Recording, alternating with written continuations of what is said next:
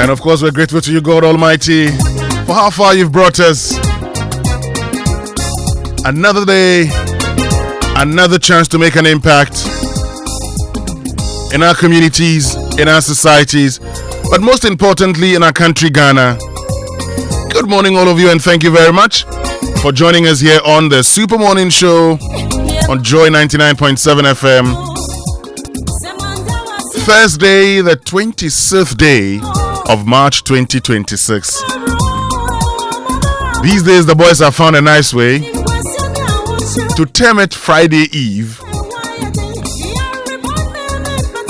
My name is Winston Amoah, and on behalf of the team, we say thank you very much for joining us here on the Super Morning Show.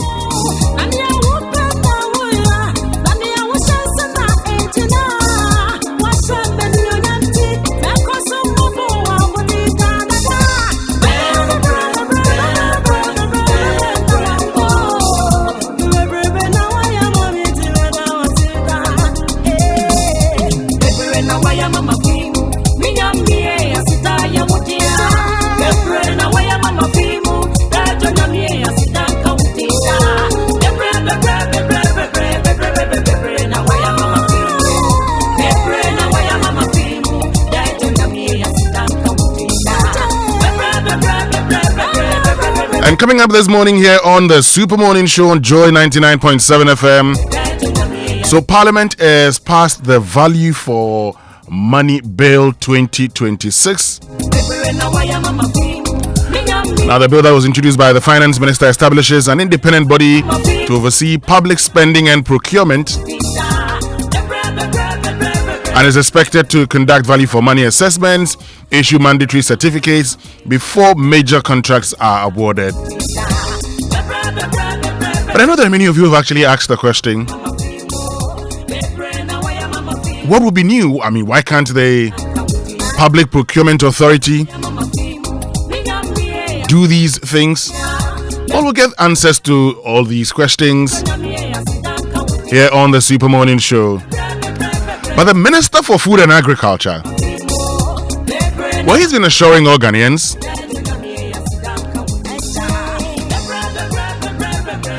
that there will be no shortage of tomato, and that under the Feed Ghana initiative, his ministry has identified 81 communities and supported the cultivation of 1,000 acres of tomatoes in 2025, with plans to scale up to 40,000 acres this year. And I'm sure there are many of you who may have seen a farmer's market at the University of Ghana bypass. Well, the minister has been explaining, he says, well, that market would serve as a farmer's market for fresh tomatoes. But he's also urging all to engage in some form of a backyard farming, right? And I'm sure we can all go back to what many of us used to do back then.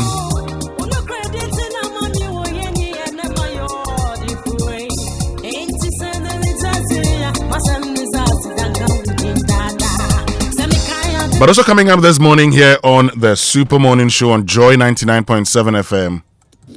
Each step bringing us closer to the kind of world we would want to leave for our children. And so, delegates, on this beautiful day in March, we're called to stand on the right side of history. Let it be recorded that when history beckoned, we did what was right, for the memory of the millions who suffered the indignity of the slave trade and those who continue to suffer racial discrimination.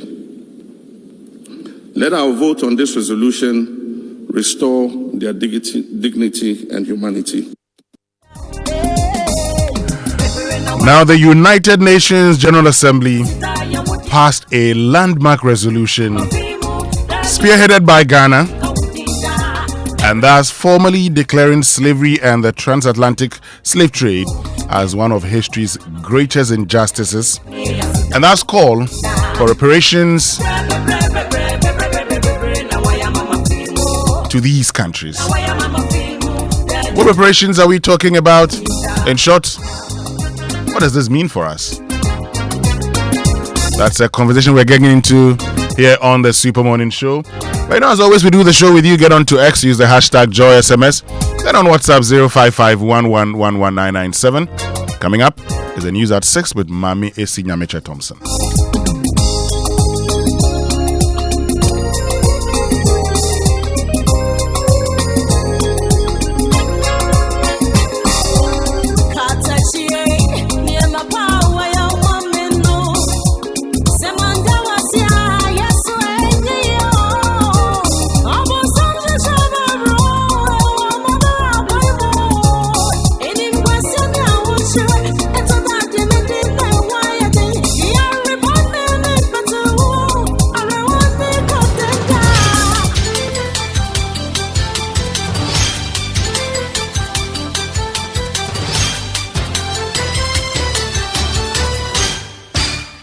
Hello, good morning. Welcome to Joy News at 6.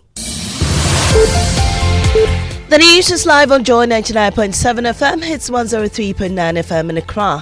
In Kumasi, we're live on Love 99.5 and in all 16 regions of Ghana via various affiliates. Also live on myjoyonline.com, X Spaces, YouTube and on Facebook. Coming up, 10 rural communities in Amoah district turning ghost towns as residents leave in search of electricity. We plead with the government to help us live like people in the cities. Well, we have details as a decade-old electrification project worth millions of cedis is now wasting away. Also coming up, support bills for the return of road tolls with the biggest transport union, Ghana Private Road Transport Union, welcoming the move. It must serve our purpose, and at the same time, they shouldn't, take too much from us. Also coming up this morning, a Northern Regional Minister confirms high-level police meeting as Ibrahim Mahama's assault investigation advances. Charge him to investigate this matter very, very well. These and more with me, Mami Esi Nyameche Thompson. Do stay.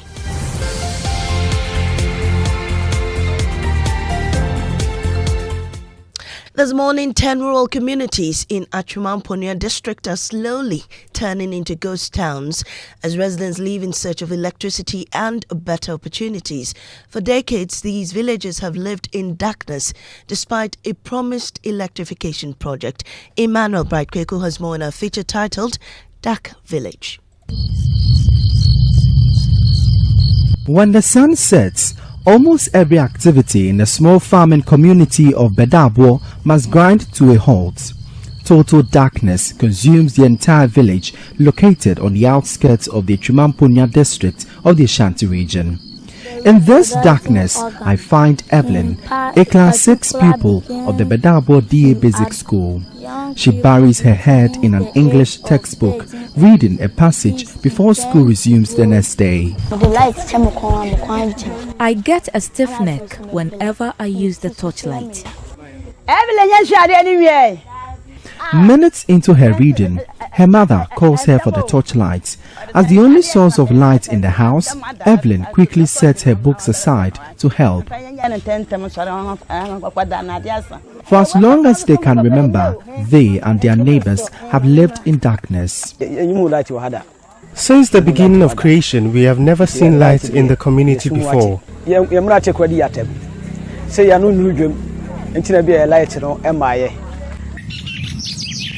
A few kilometers away from Bedabwo lies Mansaso, an almost abandoned village. Here, the story is no different. The project started during the NDC government. The NPP came to power but did not complete it. We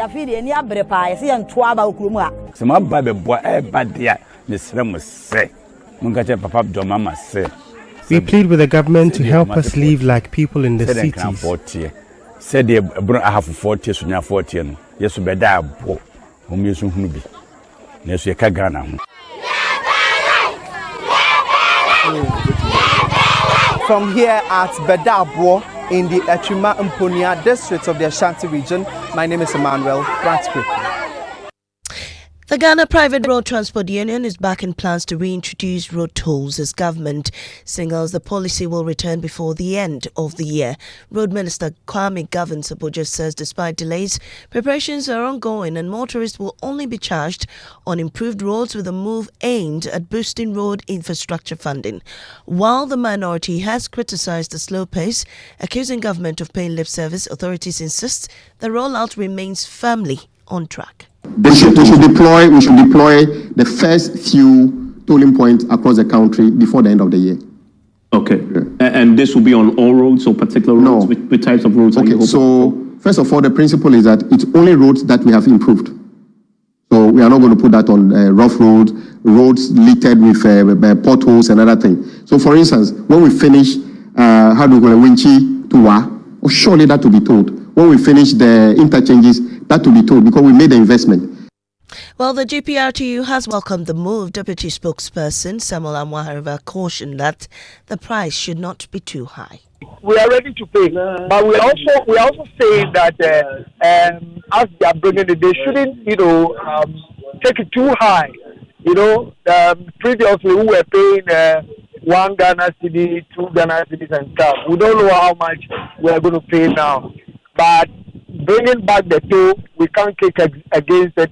But as I said earlier, it must serve our purpose, and at the same time, they shouldn't, take too much from us. The majority caucus in Parliament has denied accusations that it disrupted the Public Accounts Committee sitting, insisting the interruption was due to a scheduling conflict with plenary proceedings. Majority Chief Whip Roxanne Nelson Dafiamapo explained that members had to be recalled to the chamber, rejecting claims by Chairperson Abna Osai that the move was an abuse of majority power that could delay the committee's 68 billion cedi audit work. So we didn't withdraw our members. We only said that we are asking committee meetings to be suspended. Even the House itself suspends its activities sometimes to go into conclave or things like that. So any information out there that majority members were withdrawn from committee work, it cannot be accurate. Foreign Affairs Minister Samuel Okudzeto-Ablakwa says the United Nations vote declaring slavery as the gravest crime against humanity is the beginning of a major step in the ongoing pursuit of reparatory justice. Shortly after the vote, he said the decision sends a strong signal that the global community will no longer tolerate. Maxwell Ogbagba reports. The atmosphere in the United Nations headquarters after the result was displayed on the screens. President John Mahama had earlier urged delegates to vote in favor of the resolution. Each step bringing us closer to the kind of world we would want to leave for our children. And so delegates, on this beautiful day in March, were called to stand on the right side of history. Let it be recorded that when history beckoned, we did what was right for the memory of the millions who suffered the indignity of the slave trade and those who continue to suffer racial discrimination. Speaking at a press conference shortly after the vote, Foreign Affairs Minister Samuel Okudzeto-Ablakwa stated that the decision shows a firm global stance against impunity and a renewed commitment to justice. The adoption of this text is not an arrival at a destination, but rather a major step in our ongoing journey and collective conversation for reparatory justice. We remain committed to continued engagement with all member states in the shared spirit of cooperation. We therefore urge every member state to consider carefully the actions it must take to ensure inclusive and good faith dialogue on reparatory justice. The investigation into the attack of international Ghanaian artist Ibrahim Mahama continues with a high-level meeting with the Inspector General of Police. Northern Regional Minister Adolf Ali has taken personal interest in ensuring justice is served. Martina Bugri reports. Ghanaian diplomat and artist Ibrahim Mahama was allegedly assaulted by a group believed to be part of the Ghana Police Service Special Operations Team. Mr. Ibrahim Mahama held a press conference on the 23rd March 2026, highlighting the injuries he and his uncle had sustained, his intention to pursue the matter in court, among other demands. However, the Special Operations Team has denied involvement, according to their commander DSP Bawa Abdul Jalil. But speaking to the media in Tamale, the Northern Regional Minister Adolf John Ali said As chairman of the Regional Security Committee, he will ensure justice is served. And I personally decided that I would take serious interest in this matter, not because he's a diplomat, at least he's a Ghanaian, and it is my duty as a RECSEC chairman to protect every single individual in my region. He said the regional police commander continues to report to him daily on the development of the issue. Charge him to investigate this matter very, very well. Just before we head out, as Ghana marks its rich cultural heritage this month, the talking drum, an instrument that transcends music, serves as a powerful medium for relaying messages, asserting authority, and preserving culture within traditional societies for centuries. Irabna Kwe reports. At the Kumasi Center for National Culture, the rhythm rises into the air, steady and measured. To the unfamiliar ear, it is music, but to those who understand, it is a language. This is the Etumpai, the talking drum, a centuries-old system of communication that once carried the voice of kings across communities. Etumpai in Akan is a word believed to have been borrowed from northern Ghana, tracing a history of cultural exchange between the Asante people and their northern neighbors. But its role within Asanteman would grow far beyond its name. Long before microphones, long before mobile phones, the drum was the bridge between the palace and the people. Cultural historian Nana Domfejiabo explains that the system was both structured and deeply symbolic. Whatever information the king gives out to the chiefs, they also, through the linguist, will also let it be known to the... We bring you the full report later in subsequent bulletins. Up next is business on the Supermoon News Show.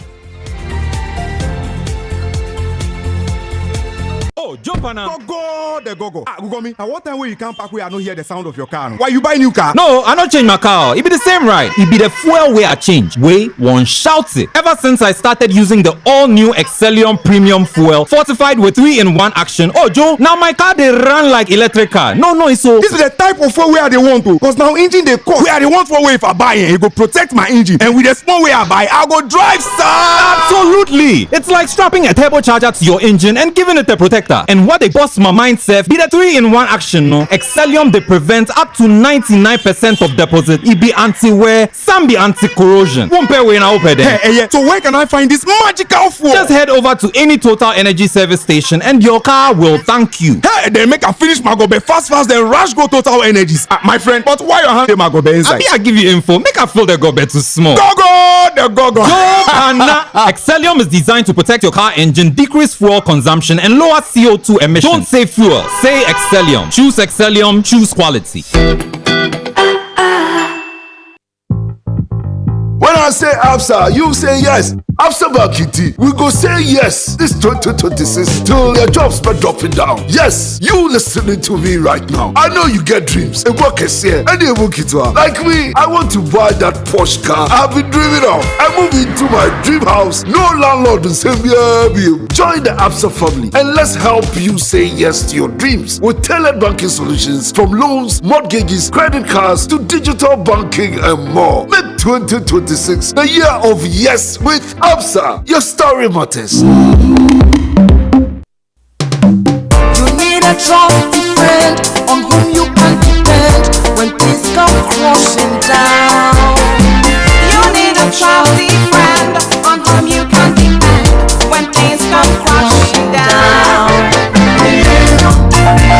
Insurance, your trustworthy friend. Insurance, your trustworthy friend. Millennium Insurance, your trustworthy partner.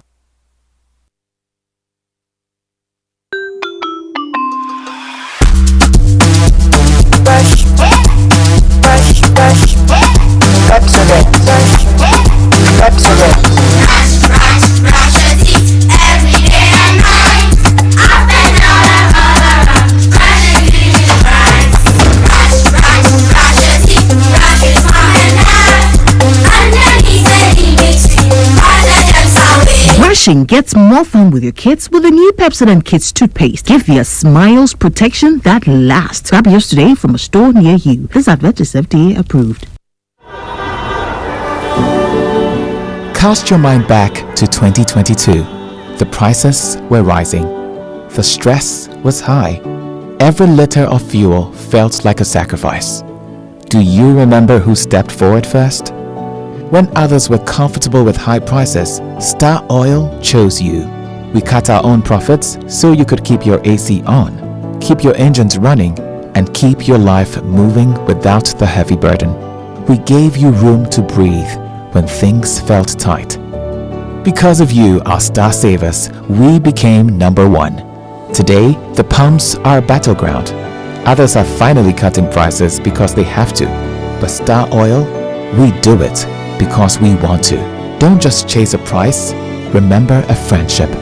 We were there for you then, and with new innovations coming your way, we are here for you now. Star Oil, still quality and affordable fuels for all.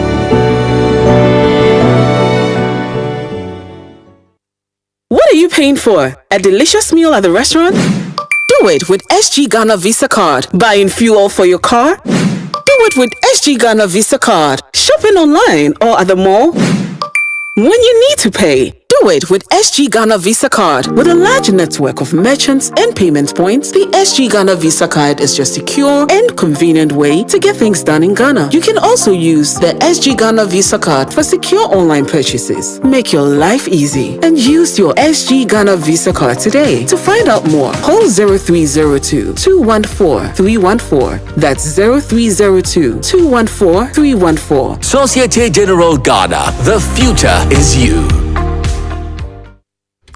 Welcome back, and thank you very much for staying with us here on the Super Morning Show on Joy 99.7 FM.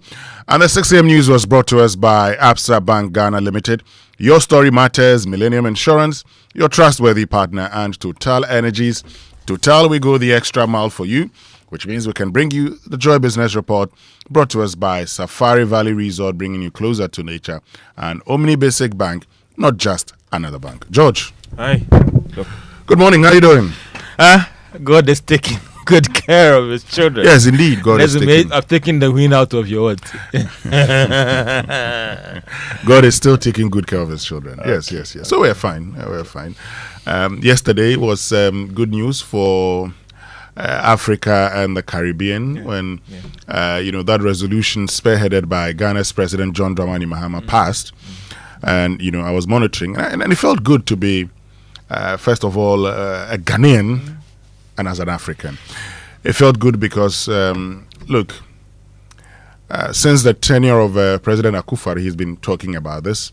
President Mahama did the right thing, got prepared everything, presented it, and got the support. I mean, before that, I was afraid. I was having a discussion with Blessed Soga, and I was like, Charlie, will he get the votes? Would Ghana get the votes to support this? But, well, looks like they did their work, and they got that majority of member countries supporting this move. Yeah, of course. It's unfortunate that persons at the other side didn't seem worthy to support this, arguing that, at that time, it wasn't a crime. I'm surprised. But that's law. But, that's their view. The next thing is that there is still some modern-day slavery that we still have to check. Well, I'm talking about the reparations. There are those who've actually asked the form in which it will be, and that's something we're going to be finding out here on the Super Morning Show. Yesterday on Newsnight, I heard the Foreign Affairs Minister talk about the fact that there's not money. It's about ensuring a level playing field. We'll get into the details of all of that here on the Super Morning Show. There are also those who have said that, look, now that we've gone to the UN and gotten this resolution passed, the next thing would be to also apologize for the rules that we played. Yeah. Okay. Yeah. Okay. This song is I don't know whether it's Jimmy Cliff or who is it. Now that we found love, now that we're gonna do. Now you found it, you got in it. What next? Indeed, what next? We'll find out here on the Super Morning Show on Joy 99.7 FM. But also coming up this morning, the Food and Agriculture Minister is assuring all of you. George, have you seen the tomato farmers market by the University of Ghana bypass? No, is it by the stadium? Or No. So when you're from the Gimpa Crossroad to the University of No, Ghana. I haven't. On your left, you'd see, this construction going on. It's supposed to be a tomato farmers market. Yeah, well, I've seen the construction. He's talked about the fact that this year they intend to cultivate some 40,000 acres more of tomato, and the belief is that would actually help us to achieve sufficiency. Okay. He's also been advising that we should go to backyard farming, and I've already, some of you have sent me messages saying, why can't we do Operation Feed Yourself? Okay. These days, I mean, in all our homes, you find concretes everywhere. That's the problem. I mean, growing up, and I grew up in Ho, in Mauli Estate. Charlie, your backyard, you had some, would plant maize, even cabbages and all, cabbage and all of that. You do the beds, in agric science as part of, training at the junior secondary school. You had all these birds that you had to plant something, monitor them, they grow and all of that. I'm not sure what is happening now. But that's a good point. We've always talked about the fact that, Charlie, leave some soil in your house. But even if you have, concretes all over, you can still do that, okay? Do it differently. We'll get into that conversation also. But in Parliament, yesterday, the value for money bill was passed.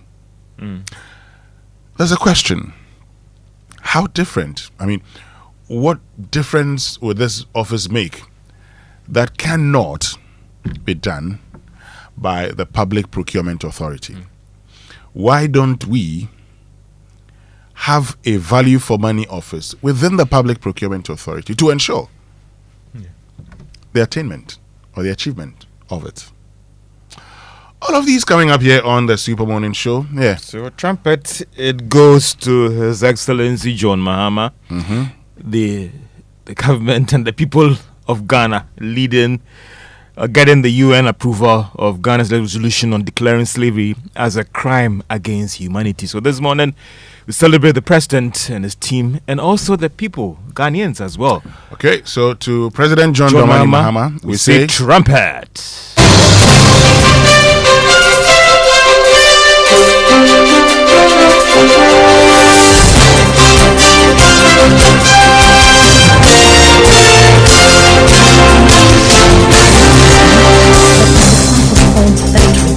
Focus on this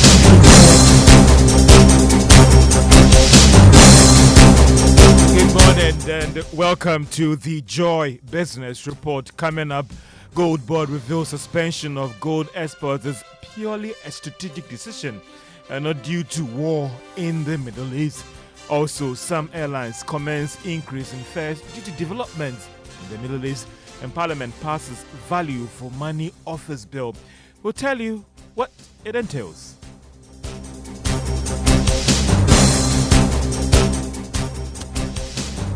They don't tend to do so.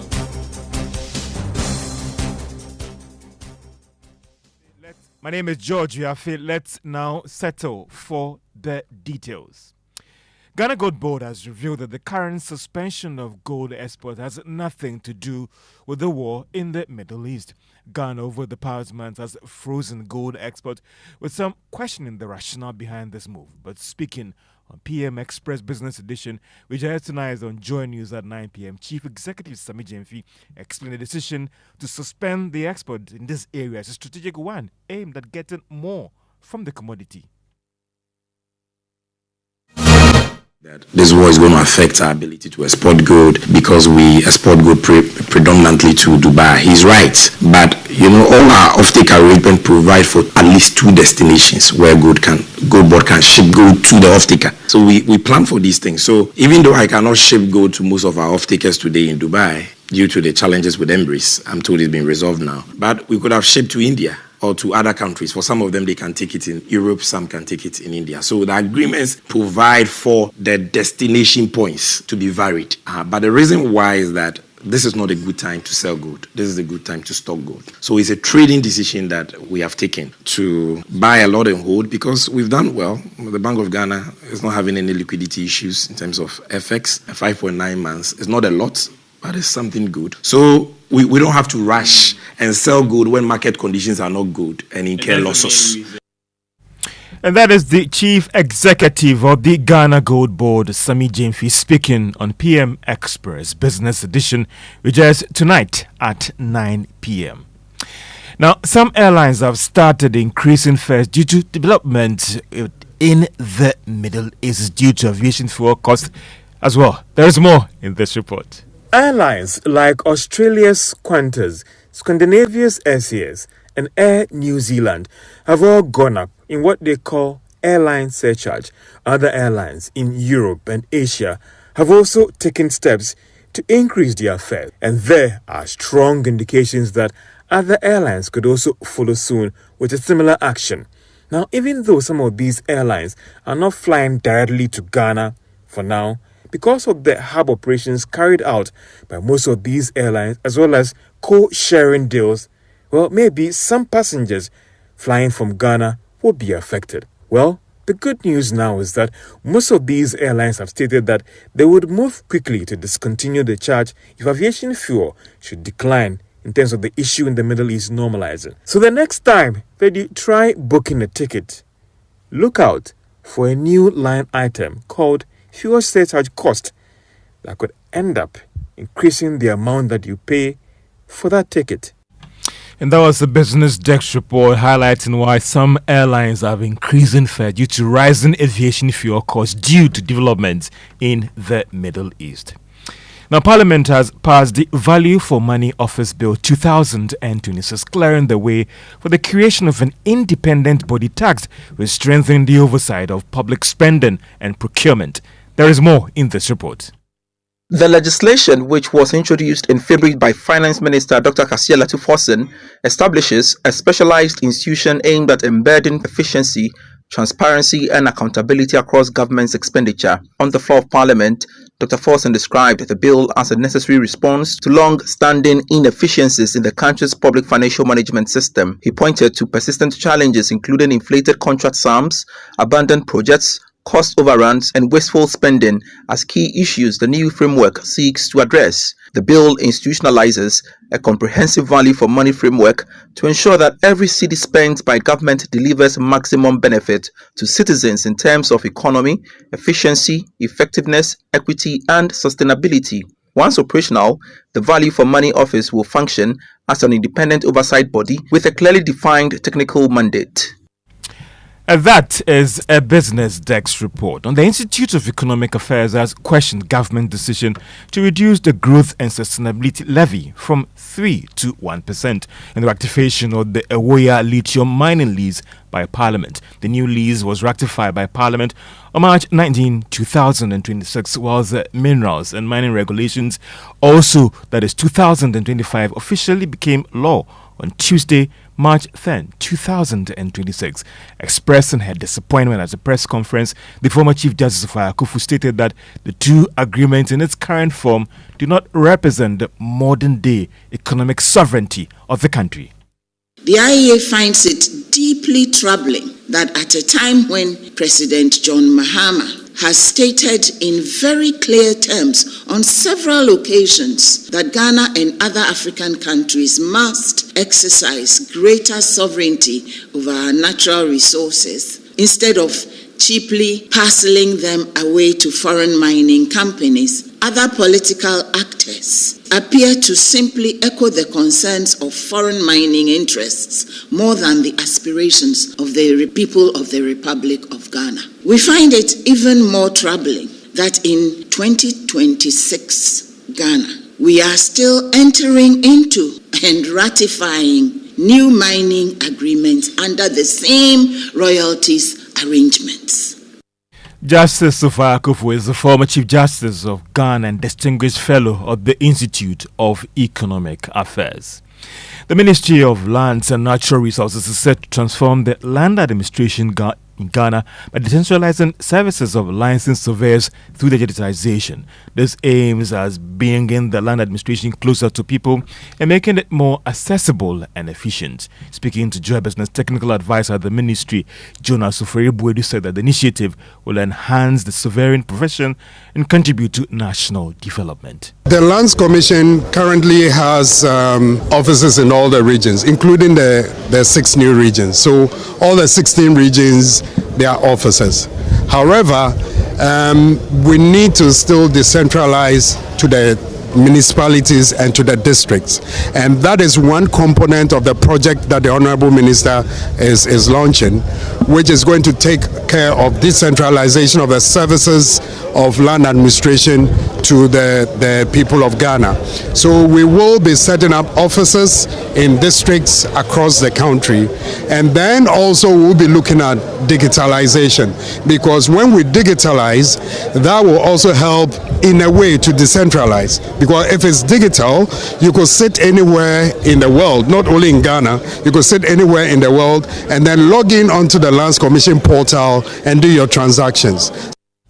Technical advisor at the Ministry of Lands and Natural Resources, Jones Ofori-Boadu. The Minister for Communications, Sam George, is defending the SIM registration exercise, describing it as a critical tool to support digital lending and improve credit tracking in the country. Speaking at the launch of the 2026 3-year summit at the Bank of Ghana, Mr. Sam George said the initiative will help lenders better identify borrowers in the country. This is one of the key goals of our upcoming SIM registration exercise, which will allow for our digital lenders who are offering critical credit to SMEs to see and appreciate the credit worthiness of their customers. And that's why you must all take part in the upcoming SIM registration. The next phase of our growth must be defined by the integration of our systems that communicate with one another, coherent policies, and interconnected market.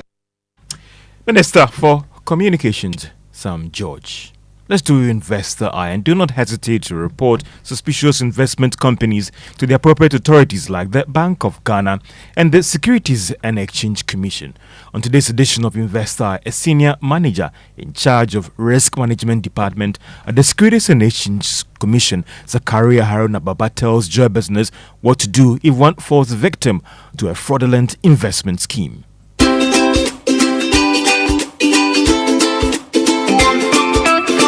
Yes. If you fall victim to these things, we encourage you to report the matter to us. In the first place, you report it to SEC. We have our lines. We have the website. When you go to the website, you have a complaint button that you can click in and then report this matter to us. You can also use the email address, the info@sec.gov.gh. You can report the matter to us. You can also call. You can also walk in to us. However, because these entities are not licensed, they are not regulated, we also encourage the public to report to the law enforcement agency. We have the YOCO, we have police, CID.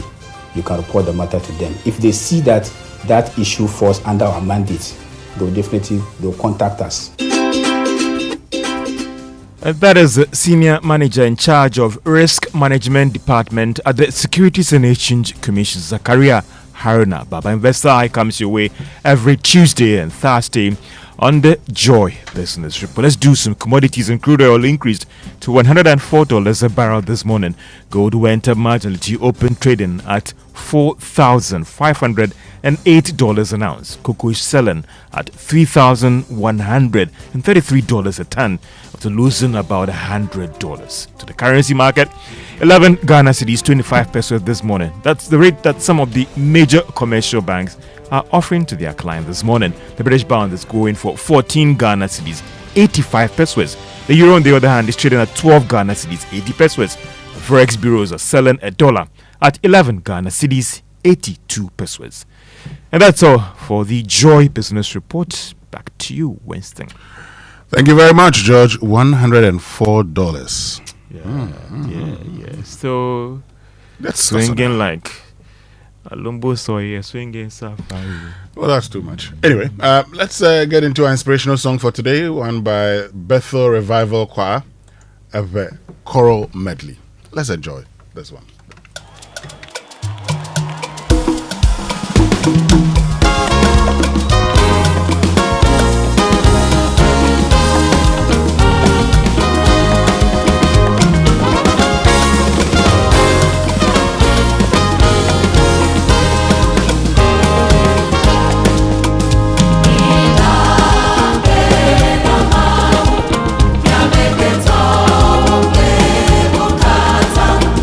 Yeah.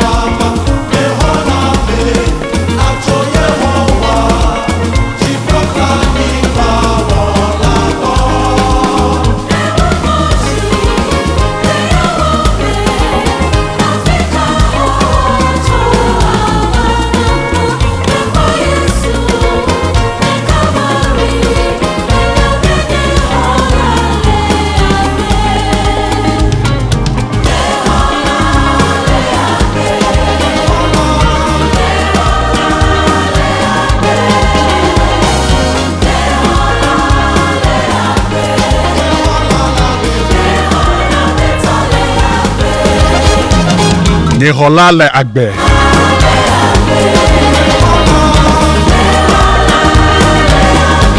Now let me say good morning to you, Dr. Promise Sepogan. I know you're loving this one. Nyatepela Miahola Lagbe.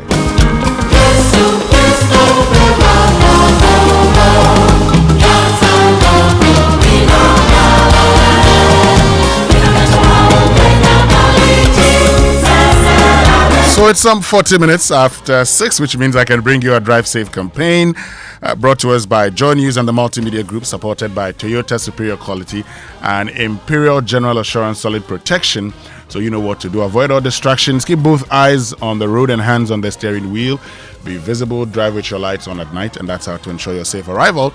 But let me share the fuel tip from Comac with you. Spilled fuel from overfilling evaporates into harmful fumes and can ignite easily. Keep the ground clean and safe for the next person. Responsible fueling starts with you. And this is from Comac, which means we can learn how to say it right. Brought to us by Kingdom Books. At Kingdom, quality and affordability are their hallmarks. And Societe Generale Bank Ghana, the future is you.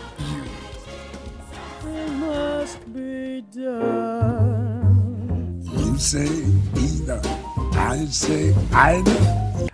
So today's word is one that has become very common following our president's decision to, sponsor a resolution at the UN. Now, REPARATION, reparation. It is not reparation. Reparation. So if you want to say it right, reparation is how you say it right. So now that you know, go ahead and say it right.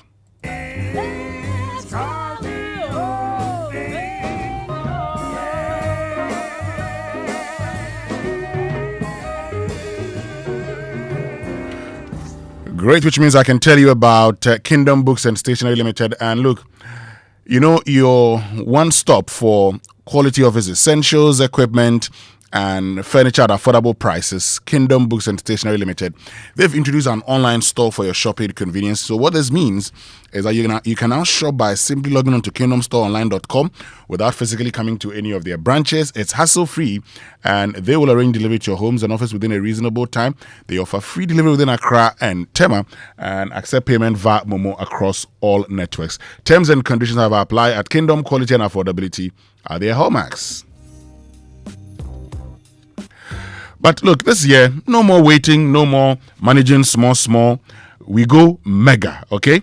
From Yatisu Bium and Yasana Tisu promos, Societe Generale Ghana is here with a mega loans promo with even lower and more competitive rates.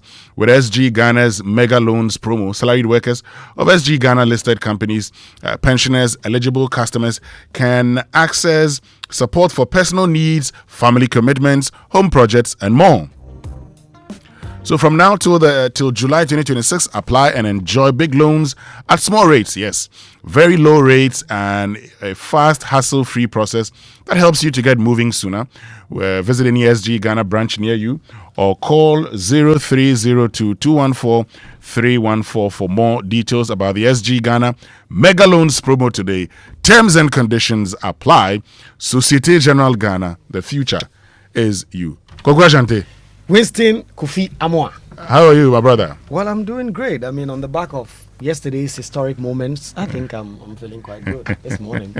Yeah, yesterday I was monitoring and I felt happy as a Ghanaian that we led this and the president spoke very well. Yeah. So I'm happy that we've got this. I think some people will say that it's a Pyrrhic victory, that we're not going to get much from it because obviously the guys that would have to pay the reparation either voted no or abstained, Europe and US. So we're not going to get anything now. But at least we've scored a moral victory, which will be recorded together with the names of those who voted for and against. So I'm happy about that. I know. There's something I want to say, but I'll say it off air.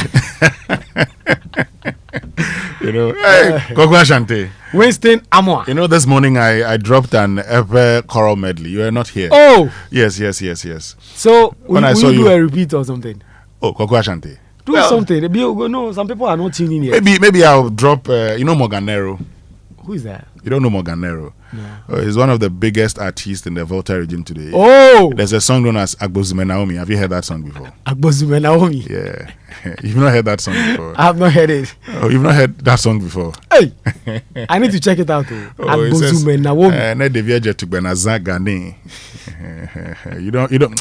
See, let's get into the newspapers. It's brought to us by Syntex Tanker, Stronger, Tough, Kale Charcoal Toothpaste, Happy Smile, Star, your quality and affordable fuel for all, and Enterprise Insurance, your advantage. So let's start with the National Enquirer. It says jobs lost and promises broken. Anger over Bogoso Prestia mine takeover group demands investigation. And then there's a big picture of the Agric Minister talking about no tomato shortage expected. Erikopoku is assuring. And last week, together with Akoto, we looked at this. And then Tours turn around how Mahama era fiscal discipline is repositioning Ghana's refinery. And then Agboja, who is under a lot of fire over these road issues, says 23 road projects worth 14.88 billion cedis and a big push were inherited, and he's been dismissing the sole sourcing claims. And then that very barbaric attack on Ibrahim Mahama is also making news. Tourism Minister is condemning that assault and is calling for justice. You go to Daily Guide, it has a big photo of John Mahama again. It says AG Ghana, that is Assemblies of God, reacts to Mahama degree withdrawal. We know that Lincoln University said they are no longer giving the president that honorary degree because Ghana is currently pursuing a law against LGBTQ community. And then Heath Goldfields target $135 million investment as new mining fleet arrives for Bogoso Prestia revival. Winston, so those two papers I have here. Great. So the daily graphic for today says Africa wins historic vote on slavery. Ghana spearheads resolution at UN, trafficking declared crime, and MTN to pay 6.4 billion to shareholders. 6.4 billion Ghana cedis. This one, if you have some 1 million shares, then you just do your calculation. Hey, if you have 1 million shares, you're gone. Heath Goldfields to inject $135 million in Bogoso Prestia mine. 1 billion C GABA fund launched. 380 million raised. And the back page, NIMOS makes progress in Galamsey fight, according to Colonel Boa. And GIS generated 546 million cedis last year. That's the Ghana Immigration Service. The insight for today says President John Mahama and the global reawakening of reparative justice. Reparations for Africans, UN passes Mahama's slave trade motion. NIMOS boss says Galamsey is still number one enemy of the state, vows to crack it. From royalties to wealth, MIF in 5.43 billion cedis record-breaking 2025 performance. And Mahama tours Iwada Akon's Nobi farm and projects Ghana's large-scale rice production. So let's get into some of the details. Before we get into the details, let's go for the online news review. And the online news review is brought to us by Zenith Bank. Zenith Bank, in your best interest. So you look at myjoyonline.com, this very disturbing story of no beds in our hospitals. This one says, we are under more pressure. Kath overwhelmed as no bed syndrome persists. And Kath speaking on PM Express today with Evans Mensah. Amnesty International hails UN slavery resolution as momentous step forward for reparations. Then the world has affirmed that trafficking of enslaved Africans is the gravest crime against humanity. Foreign Minister Black was speaking. He again says this is an emphatic victory for justice. He's been hailing that resolution passed yesterday. And then Parliament passes value for money office bill. Good.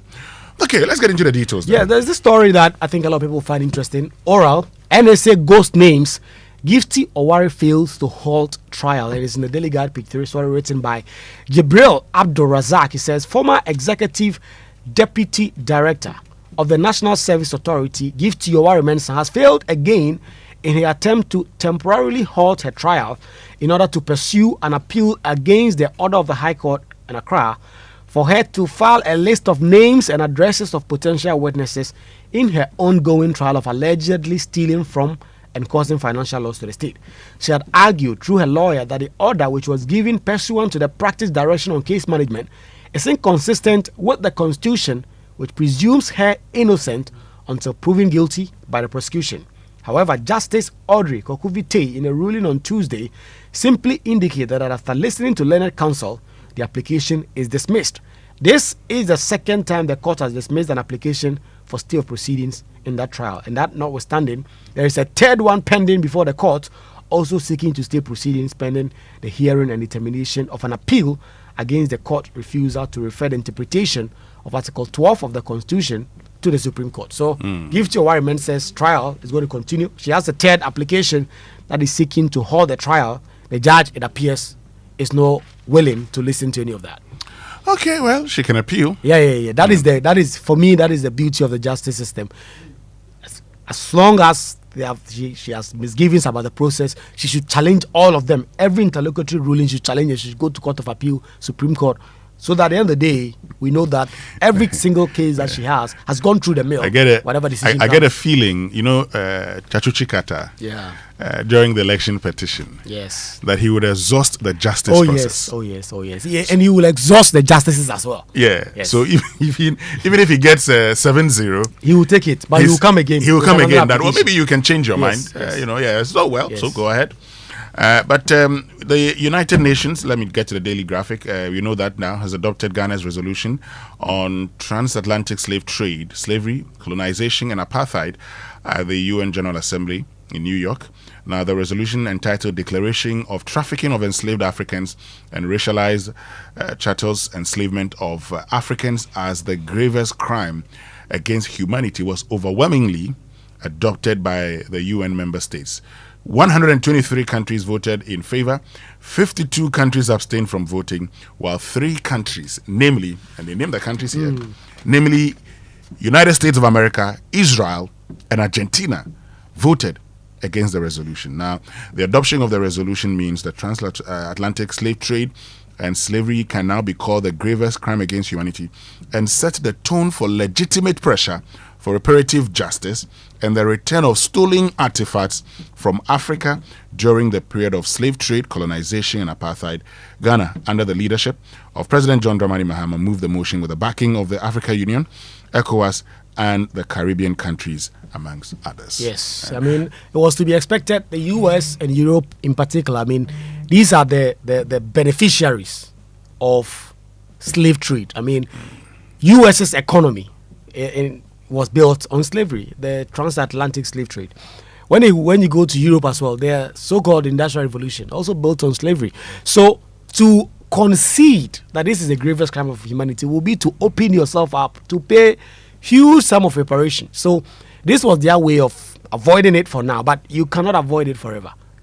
You will get the world is getting to a point where the costs are getting louder, where the unity between African countries and the Caribbean community, at some point, these countries would have to come to terms with the fact that they may have to drop a few bucks on the table as reparation. I mean, currently Germany paying billions of cedis to Israel for the Holocaust, which is right, and Africans deserve the same. But of course, I think that a little bit of this conversation that is missing is our own acknowledgement of how we contributed to this, because of course we sold our brothers and sisters into slavery. I think as well, we had an agency at the time to be able to decide we're doing the right. What I think we should do, yes, it's important, but for me, the most important thing now is that now that we've secured this, okay, we should look at the way forward.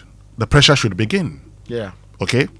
Yes, we played a role, and it will be important to apologize. But let us not do anything that gets a pushback. Hey, but you also play over. No. Right now, let's move ahead. And, I listened to the Foreign Affairs Minister on Newsnight last night, and then he talked about how, this is not about asking for money, okay? It's asking for equality, equity. I mean, so when it comes to trade and everything, it's not, an artifacts that have been taken away. So it's not just about, it's not asking for money. And for me, that is instructive because, once you get into these things, and the general feeling is that, we want money. But the back page says the National Anti-Illegal Mining Operations Secretariat, NIMOS, has made significant gains in the fight against illegal mining across the country, with the arrest of persons involved in the seizure of weapons and the destruction of equipment.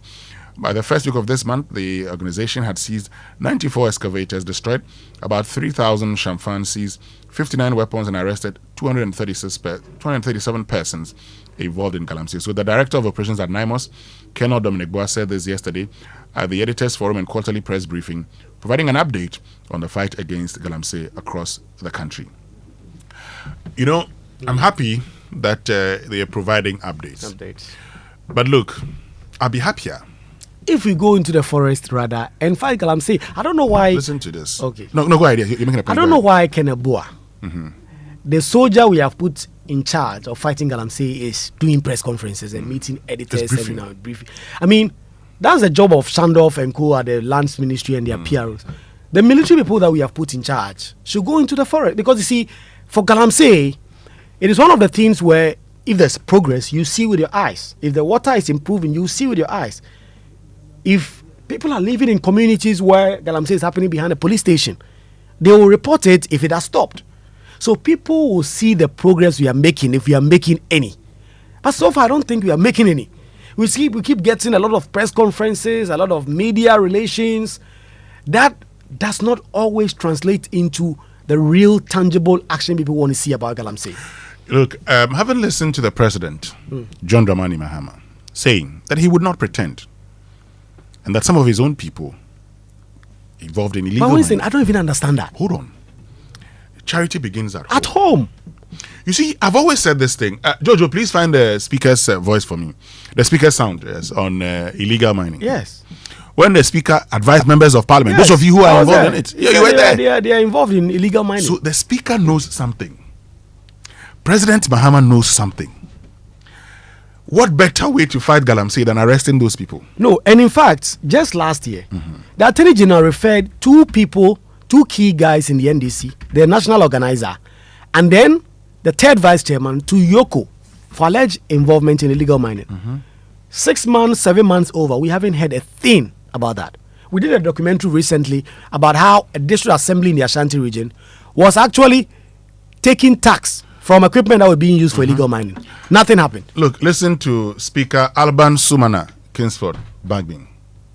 And the people you are talking to are aware. It's not that they are not aware. They are aware that some of you are participating in it. So please, first desist from doing it yourself. Don't go to them for the money for your campaigns. Don't go to solicit their votes. Let them see you work. Truly, it's a disgrace that we've gone to this far. Look at the water. Horrible.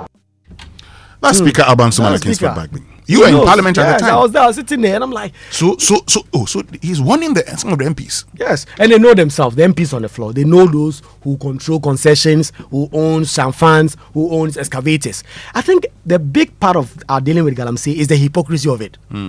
Because if you go to the mining communities, those who are in charge of the Galamsey, the politicians, the big business people, the people providing cover, everybody knows them.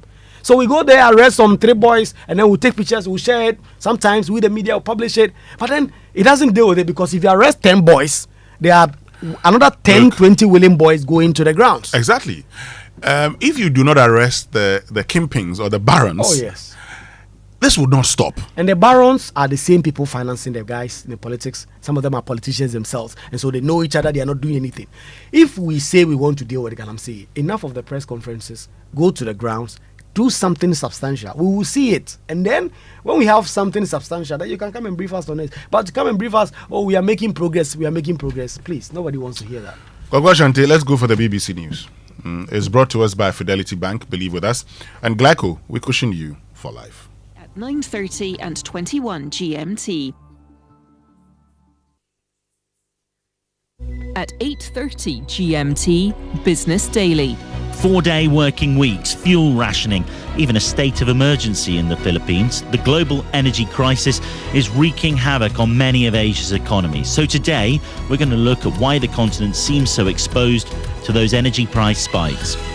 This is the BBC World Service, the world's radio station.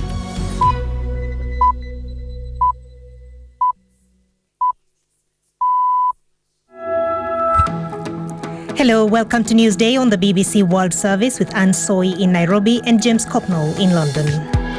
President Trump has said Iran's leaders are afraid to admit they are negotiating with the United States. Iran says it has no intention of negotiating for now, but acknowledged it has received proposals through an intermediary.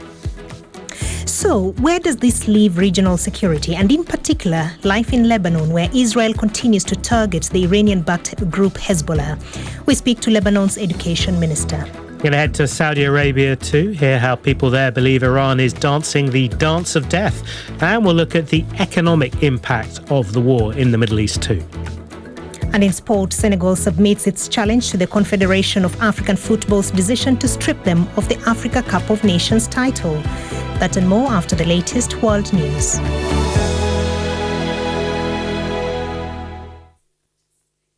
BBC News with Moira Alderson.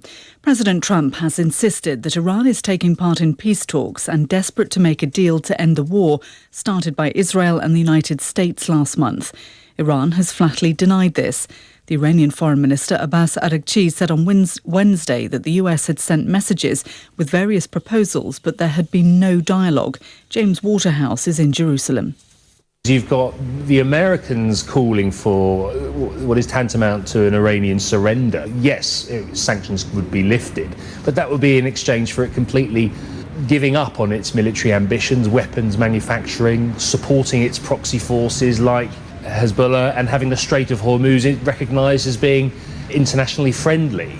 What Iran has responded with is a shorter proposal saying you'll leave us alone, recognition of the Strait of Hormuz as being ours, and reparations. You're going to pay us back for the damage you've done. That is the proposal from Tehran. Now, there are clearly messages being exchanged via other countries, but as of now, outwardly, the positions from both the US and Iran are polar opposites. Transport workers in the Philippines have launched a nationwide two-day strike against surging oil prices driven by the war in the Middle East. The government has introduced fuel subsidies and free bus rides for affected commuters, but protesters say the measures are not enough. Suranjana Tuari has this report. Demonstrators have been on the streets in central Manila since 7 a.m. this morning, part of a wider huelga or strike. Transport workers say they're no longer earning enough to survive, with diesel prices now more than double pre-war levels. In multiple pockets of the capital, jeepney and minibus drivers have been gathering along main roads, staging loud protests against the government's response. They say government subsidies are too small and often delayed, while rising food and utility costs are adding to the strain. Protesters are calling for fuel tax cuts, tighter regulation of oil prices and higher fares.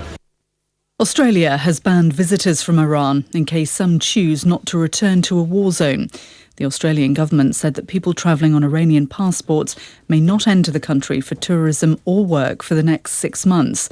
Australian media say the ban applies to more than 7,000 people who'd already been granted visitor visas.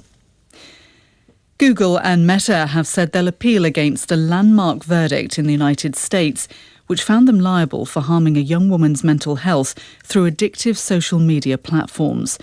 Jurors in California awarded the woman, identified only as Kaylee, a total of $6 million in damages over her childhood addiction to Instagram and YouTube.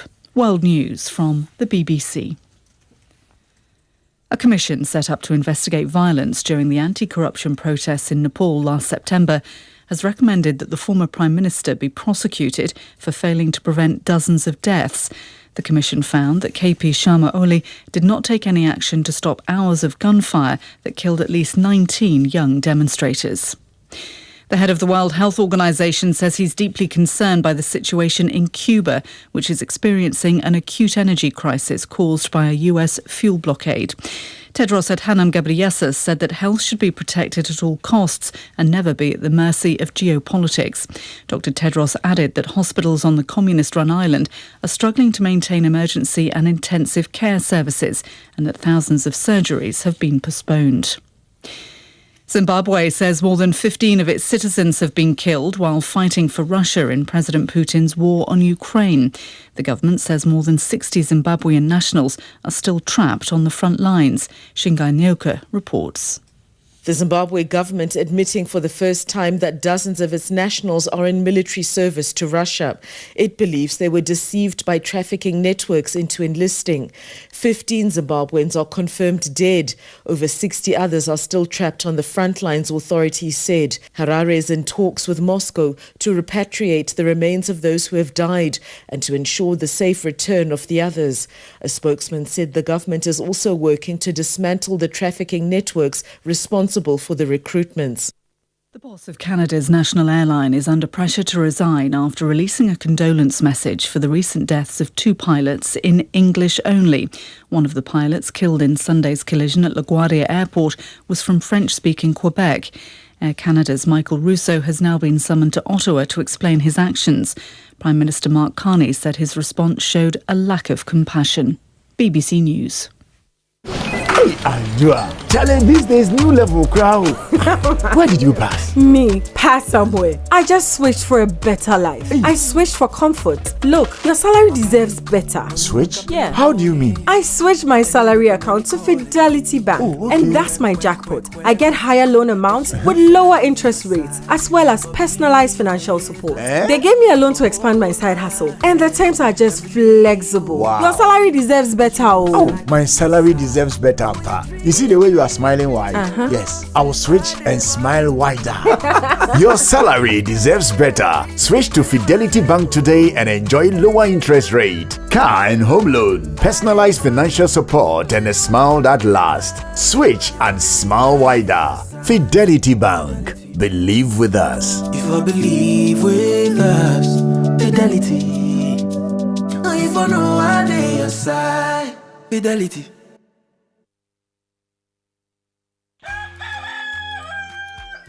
In Ghana, planning ahead is something we grew up with. It's in the small things. Filling your barrels and buckets just in case the taps don't flow tomorrow. Parents buying school shoes 2 or 3 sizes too big so you can grow into them. Or wrapping your books carefully so that they can be passed down to the next child. It's how we've always looked out for the future. Quietly, thoughtfully, every day. For 20 years, we've understood what Ghanaians have always known. Planning today secures tomorrow. It's the reason we provided life insurance solutions for every aspect of your future. Star Life didn't introduce planning ahead, we only made it better.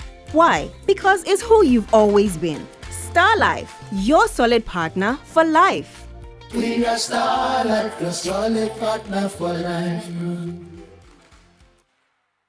The big Easter sales is happening now at CompuGhana, and it's bigger and better. From now till 12 April, shop any product from well-top brands like Samsung, LG, TCL, HP, Lenovo, Tecno, Infinix, Itel, Huawei, and many more, and enjoy up to 40% off. This Easter, CompuGhana is giving you more than big discounts. Shop any products worth 1,000 Ghana cedis and above, and instantly enter the Easter reward raffle draw to win amazing prizes like a 98-inch smart TV, laptop, mobile phone, and other prices. Enjoy massive savings on TVs, smartphones, laptops, and home appliances across all CompuGhana branches nationwide. Visit any CompuGhana showroom today or shop online at www.compughana.com. Experience this Easter season the CompuGhana way. Call us on 0302-752020 or WhatsApp 0243-143-143 for inquiries. This promo is in partnership with NLA under the Caritas platform.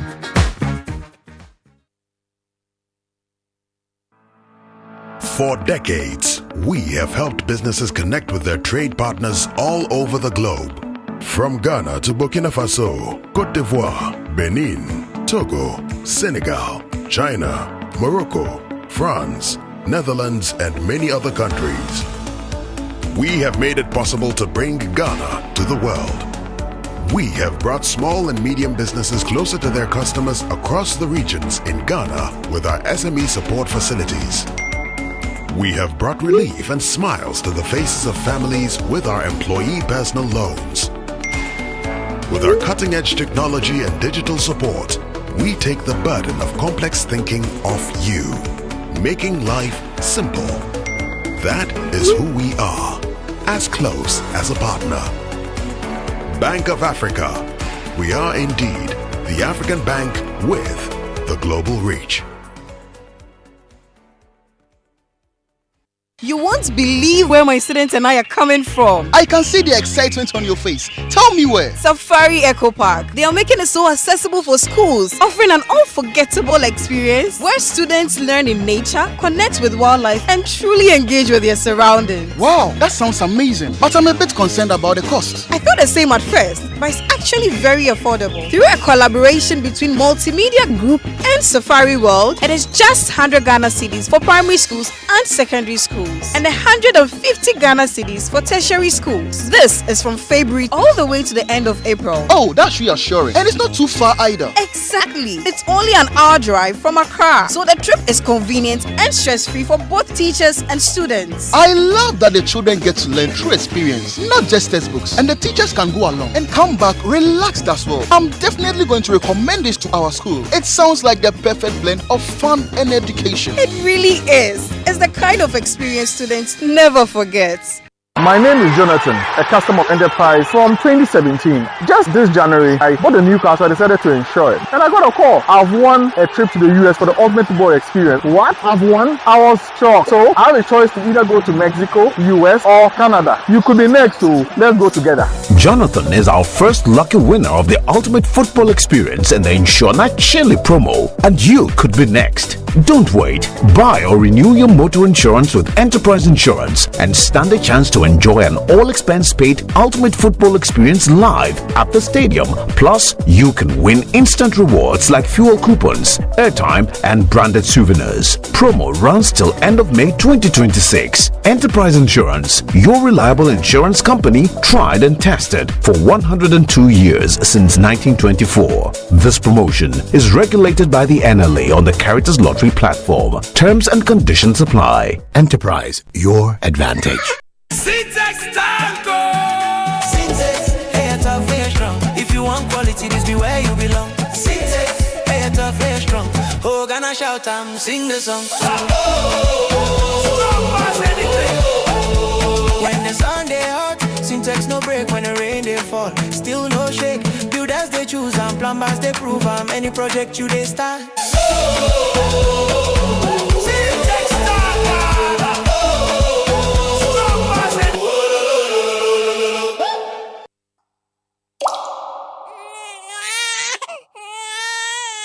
Imagine giving birth without clean water. No water to wash hands, no sanitation, no hygiene. Yet, this is the reality for thousands of mothers every day. When healthcare facilities lack clean water, mothers and newborns face life-threatening infections. But this crisis has a solution. Clean water, decent toilets, good hygiene in every healthcare facility. Leaders have made promises. Now is the time to keep them. It's time to deliver clean water for every woman, every baby, every future. Follow WaterAid Ghana on social media. Raise your voice. It is time to deliver. Wake up. Good morning. Good morning. Coffee in your cup and joy on the set. The Super Morning Show is always the best bet on Joy 99.7 FM.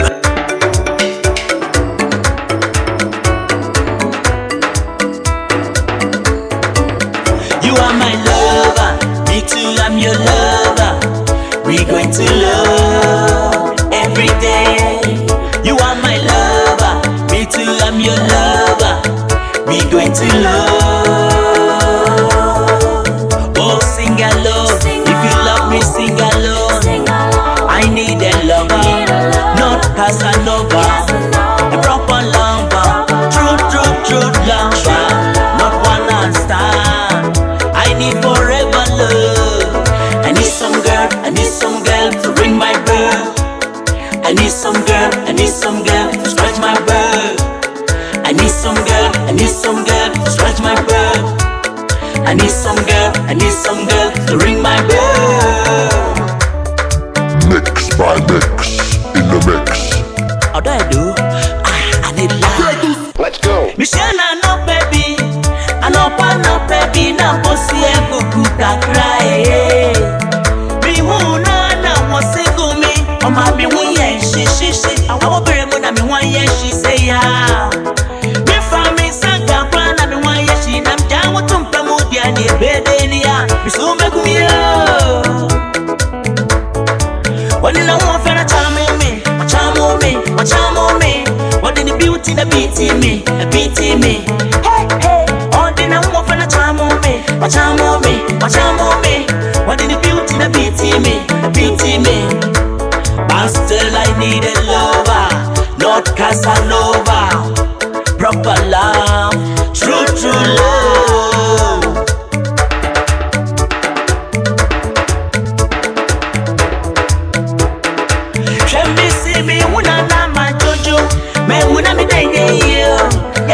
Right, so welcome back and thank you very much for staying with us here on the Super Morning Show on Joy 99.7 FM. Winston, there's a lot of excitement in your voice. I don't know if the listeners can perceive that. I mean, I like this song. I like this song. I like this song. I like this song. Must be a very nice Thursday morning. It's a very nice Thursday morning. Yeah, this is Casanova. Nana Champo. You know, the video says these Nana friends are going to be very happy. Okay. But you know, we need to get onto the phone lines because senior editor Evans Mensah is joined us. He'll be telling us about the latest Joy News project. Evans Mensah, good morning. Good morning, Winston. And I know you're fine this morning, but tell us the latest Joy News project. Democracy is not for sale, Evans. Yeah. The name tells it all, does it not? I mean, democracy is not for sale is something that myself and each time we had to take on anything to elections and voting, it comes up as one of the most important aspects of our democratic corruption. We have corrupted the process of voting, and as you know, the politicians now have to find sacks of money just to wage a campaign to win an election. An auction instead of an election. And so the guy with the most money, both in internal politics with the various political parties and of course national politics, have all become one that is anchored on the guy who can pull the most money. But that is not what democracy is supposed to be. It's supposed to be a contest of ideas, and the guy with the best idea must win. But that isn't what it is. It's really at the heart of the problem that we face as a country. Corruption, we know, has been a big deal. So the guys who can fund your campaign, they are not for the Christmas. They put the money in there because it's an investment. So when the guy wins and goes to Parliament or get a ministerial position, they will come calling. It's time to make the dividends from what they're putting. The investment must pay back. It is the reason why the politicians are not able to deal with corruption. And then we are also seeing the illicit flows of money into politics. So illegal money has become a gold mine of money that is taken from the destruction of our environment to funding politics. If we don't deal with this matter, we can't really deal with any of our faces in this country. And so we are launching this 2.5-year campaign. And just imagine this is not just going to be something that we're going to do for a few months. It's going to be a 2.5-year project to get citizens' voices, to power pressure on those who we have entrusted with the power to make changes, to make the changes that are required to fix the problem. It could be fundamentally reshaping our constitutional architecture, and thankfully we have a very fantastic moment with the Constitutional Review Committee report that has just been released, and it had several clauses in there that could lead to this.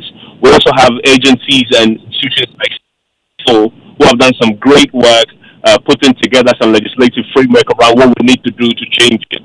We need to get citizens involved. We need to get a national consensus on this matter in a way that we pull a groundswell of support around fixing this fundamental national issue.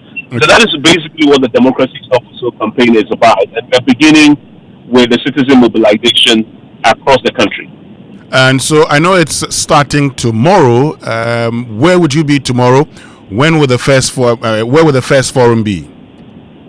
So we're going to be doing a total of 11 forums across the country. We are going to go to 11 regions. There's a main central big Democracy is Not for Sale National Summit that will come at the end of the second year, if you like.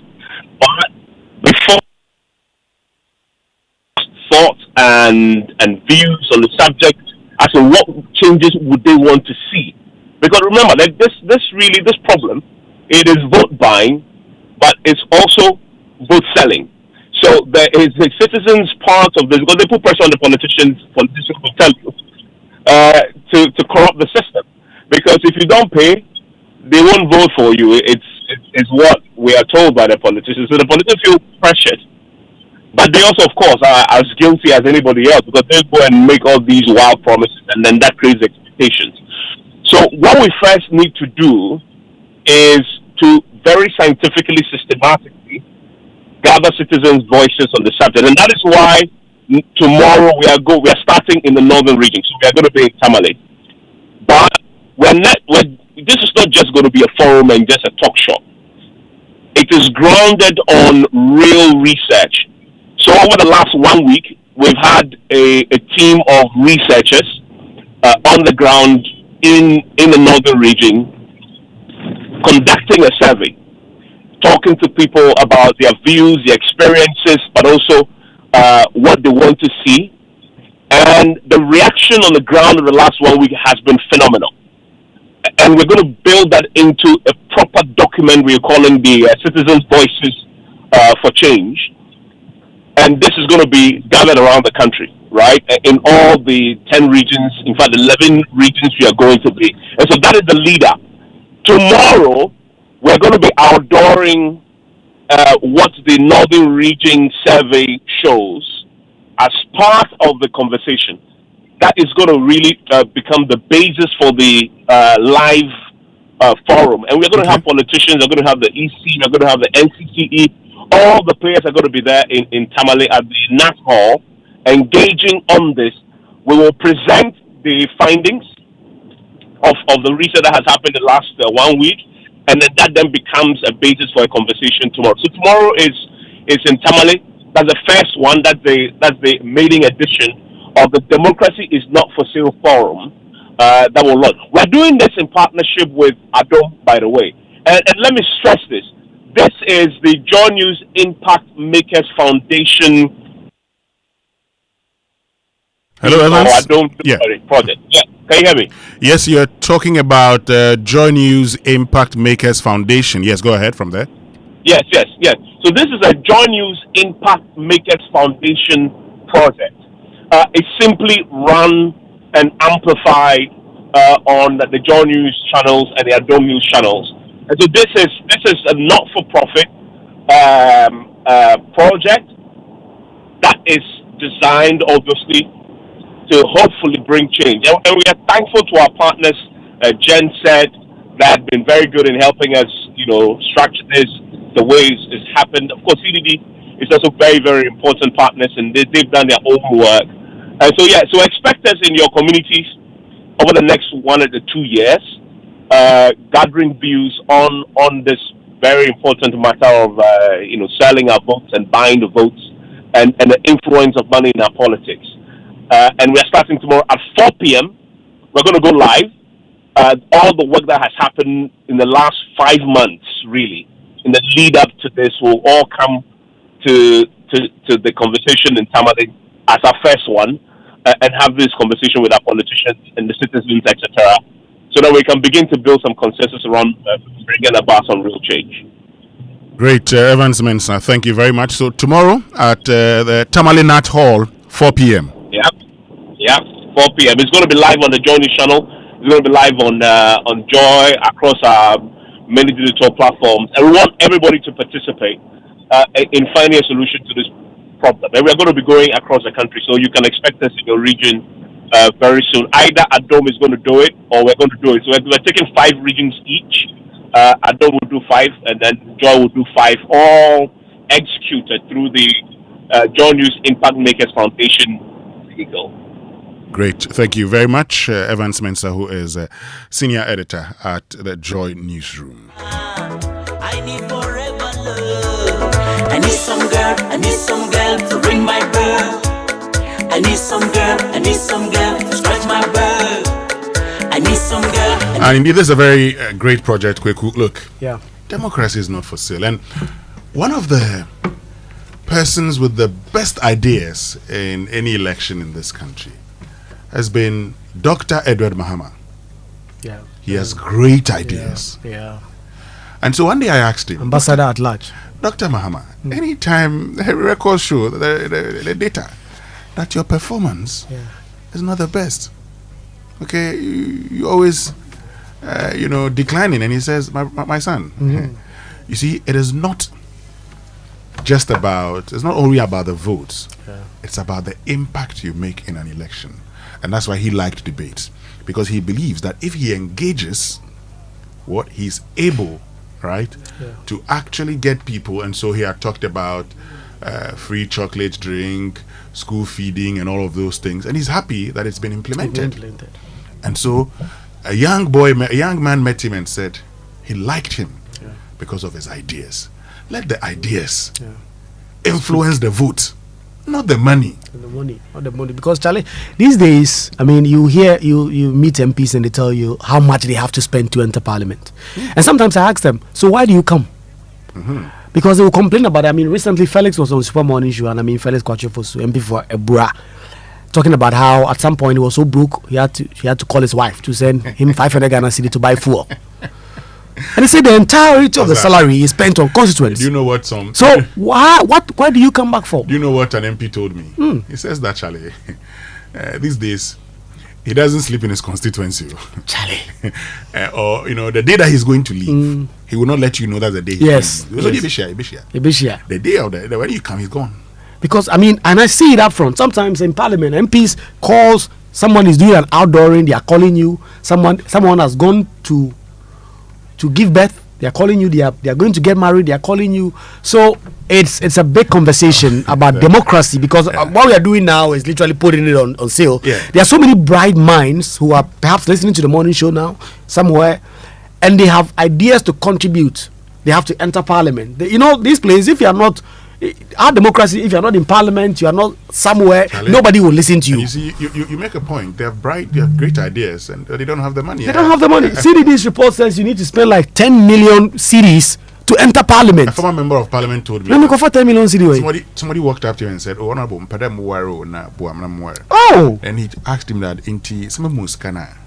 I said, okay. Also, oh, no, also don't chem mus kame na mawara. Intim awara. Mono be da menchen kakra. Said o mi yeru. No so no menchen zimuntu nyende mo no say Ani musumuntu. Eji miska. Be say na be da menchen kakra. And that's how he was able to, get the guy to just go away. Some even come to you that they want to marry a second wife. And you have to. Because if you don't, there's a whole propaganda campaign against you. Now let me tell you about Coronation Insurance. Years ago, someone told me that the guy came to that he wanted to learn driving. Then he took him to driving school. After that, he was all over the place. Empty me I said, driving school. I said, I didn't talk the sense of entitlement. Okay, let me tell you about Coronation Insurance, because see, we all know that times could be very hard. So Coronation Insurance is making it possible for you to actually get your lines, your insurance on monthly basis. Yeah. So if you want to do comprehensive and you don't have all the money, yes, brother, pay March, April, May, June, July. Spread it. Yes. Such a good deal. Charlie. So call them now. If you want to do quarterly, you can. Call them now on 0302 773616. I'm going to do this because, Charlie, my insurance will expire on the 3rd of April. 0302 773616 or 0308 249 068. Or visit the head office at 35 Aviation Road, Airport area, adjacent the Nyaho Clinic. Pay small drive covered, and remember, for every vehicle insured, an amount of 50 pesos is donated to promote road safety. So Ghanaians, you have to listen up to this. I mean, the ideal milk that we've all been drinking in our homes for so long, that same creamy and delicious milk you've loved since 19 Kojohoho, that's the one. But now guess what? Ghana's favorite milk now has more milk inside. The same konko, same taste, same quality, just more to enjoy. Whether you are creaming your porridge, tea or cocoa, Ideal Milk now goes even further with an extra 15 grams on your 150 grams. We are taking sachet to the next level. Just pour and enjoy. This advert is FDA approved. And when I was young, when I opened any fridge of my aunts and I saw the Ideal Milk out there, once at that time, Confess your sins. You open small, then you pour, and then you put the rest in the fridge. I go there, nobody's looking at me, then you drink some of them. So Ideal Milk is now giving you 15 grams more on your 150 gram. It's very, very, very, very good deal. You have done things so. Anyway, so it's good to confess sometimes. But have you plans for the month? Of course, we all do. But do these plans include a relaxing staycation? Romantic dinner or taking off experiences from your bucket list? Well, Bank of Africa Visa credit card is your perfect payment option.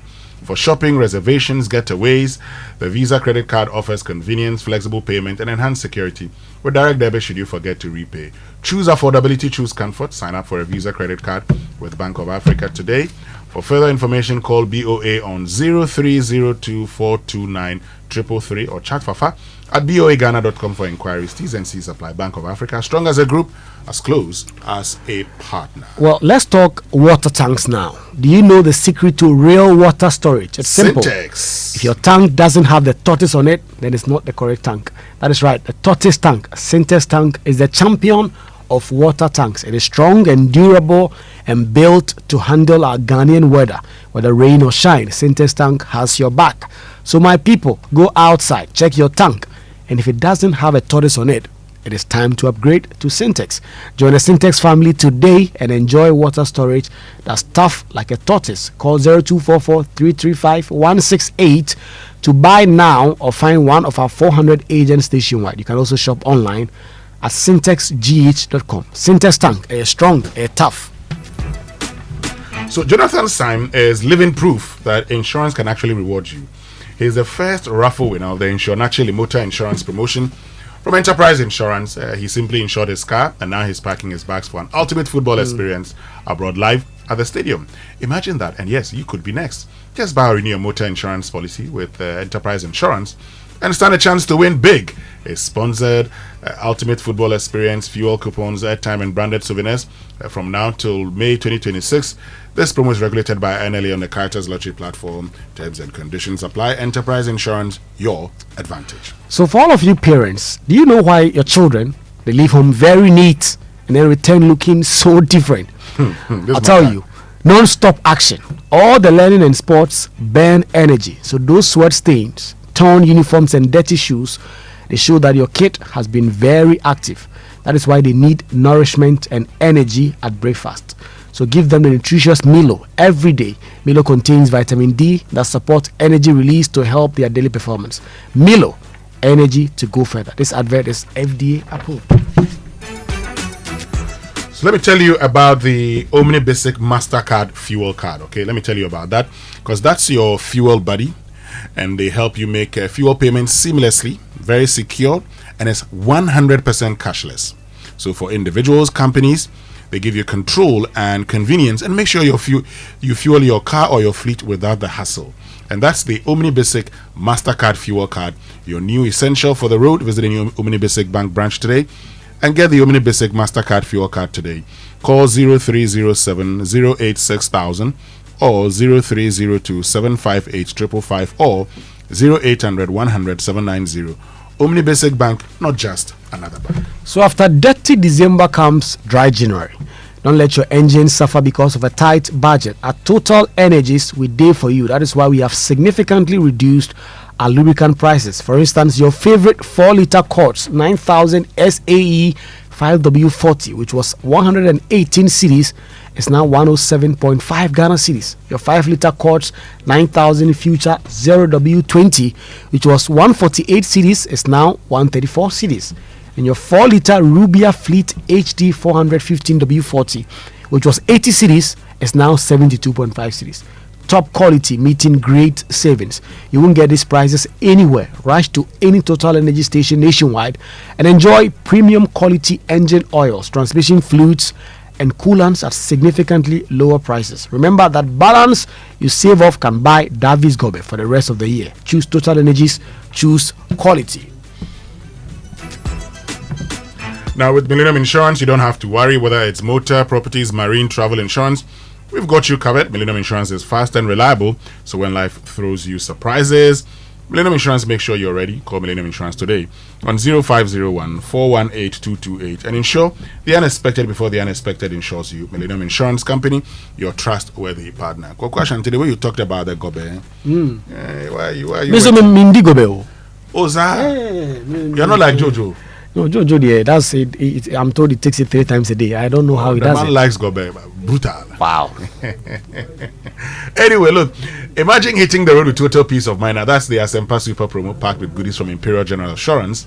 So from now to the 30th of April, when you renew your motor policy, you're not just protecting your vehicle and yourself, you stand a chance to win instant rewards that make every drive feel like a celebration. And here's what's waiting for you.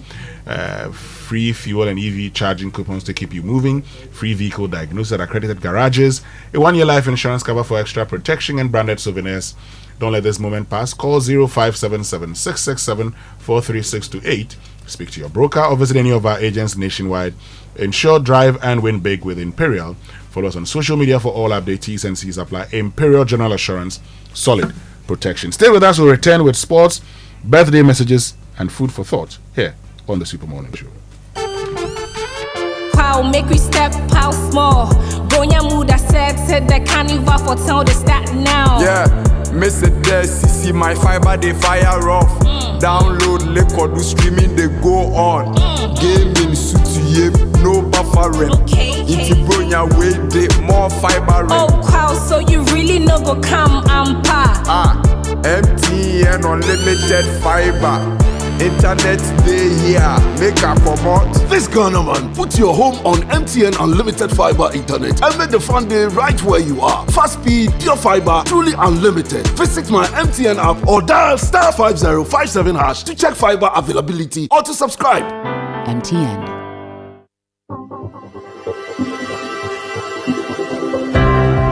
Ever wondered what else your Standard Chartered Visa card can do? It is not just for taking money from ATMs. Your Standard Chartered Visa card is the enjoyment card.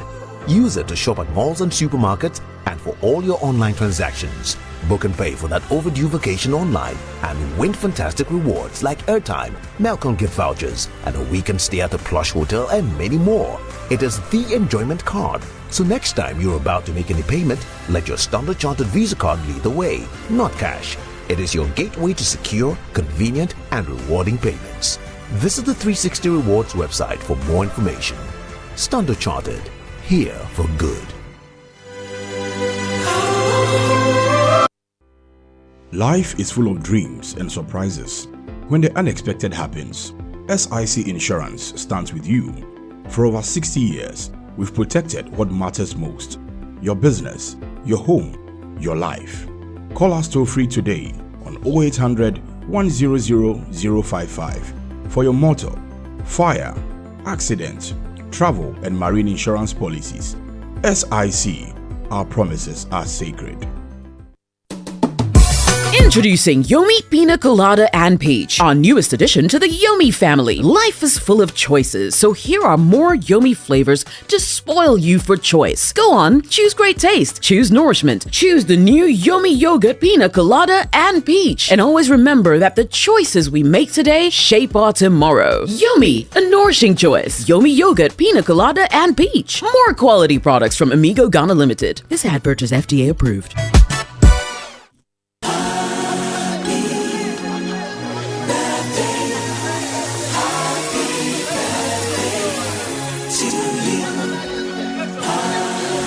Welcome back. Time now for birthday messages here on the Super Morning Show, brought to us by MTN Everywhere You Go and Bank of Africa. BOA Pay from Bank of Africa offers a hassle-free solution for fee collection and other payments. Call us or chat Fafa at boaghana.com for details. Bank of Africa, strong as a group, as close as a partner. We'll bring you the birthday messages shortly. But now time for the Sports Center, brought to us by MTN. Switch to MTN's eSIM. Download my MTN app to go SIMless today. Standard Chartered Bank, here for good. Yomi Yogurt, a nourishing choice, and DSTV, your home of entertainment. So, you know that when it comes to queuing, something that when you queue for your favorite watch, that we can accept. Trotro, yeah, maybe we adjust, we survive. But one thing we can't accept is queuing to swap your MTN SIM. Charlie, swap your MTN SIM yourself. In minutes, visit my MTN app or dial *1333# or get to get this done ASAP. No more standing, no more sweating, no more who be the last person. Do it yourself. Simply swap it everywhere you go. But if you are a woman entrepreneur with a bold vision, ready to take your business to the next level, well, here's your chance. Applications are now open for the Standard Chartered Foundation Women in Tech Accelerator, designed to equip women founders with tools, networks, and capital readiness support needed to grow sustainable, impactful businesses.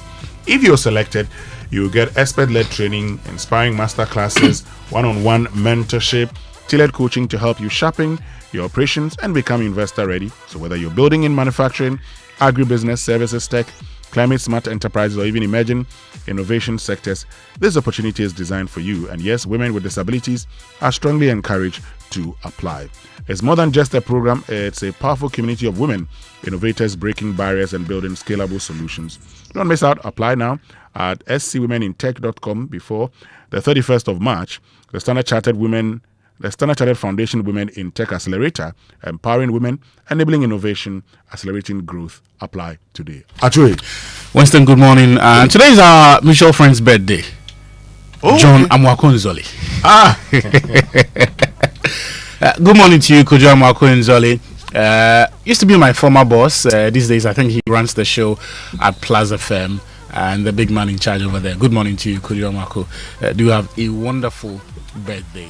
And welcome aboard to the Joy Sports Center with me, Victor Wachitamaklu. We'll begin with the 2025 AFCON, where the Court of Arbitration for Sport says it will rule on Senegal's appeal as swiftly as possible after they were stripped of the title.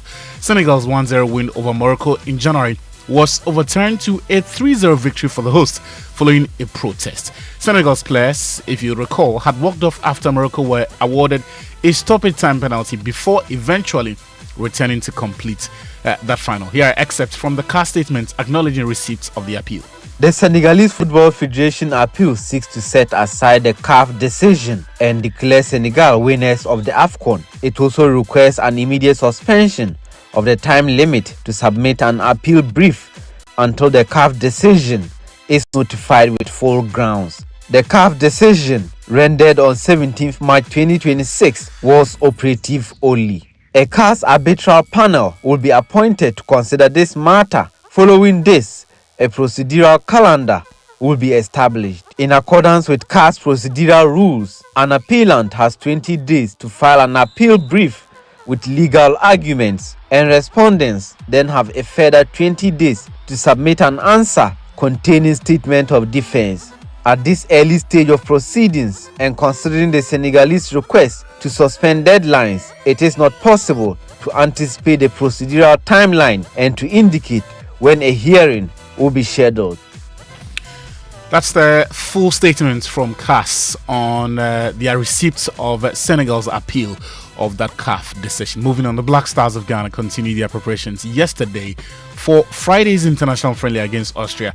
That's going to happen in Vienna. It's part of their build-up for the 2026 World Cup. 25 players have been in camp and will hold their final training session later today, with head coach Otuado scheduled to address a press conference before the game.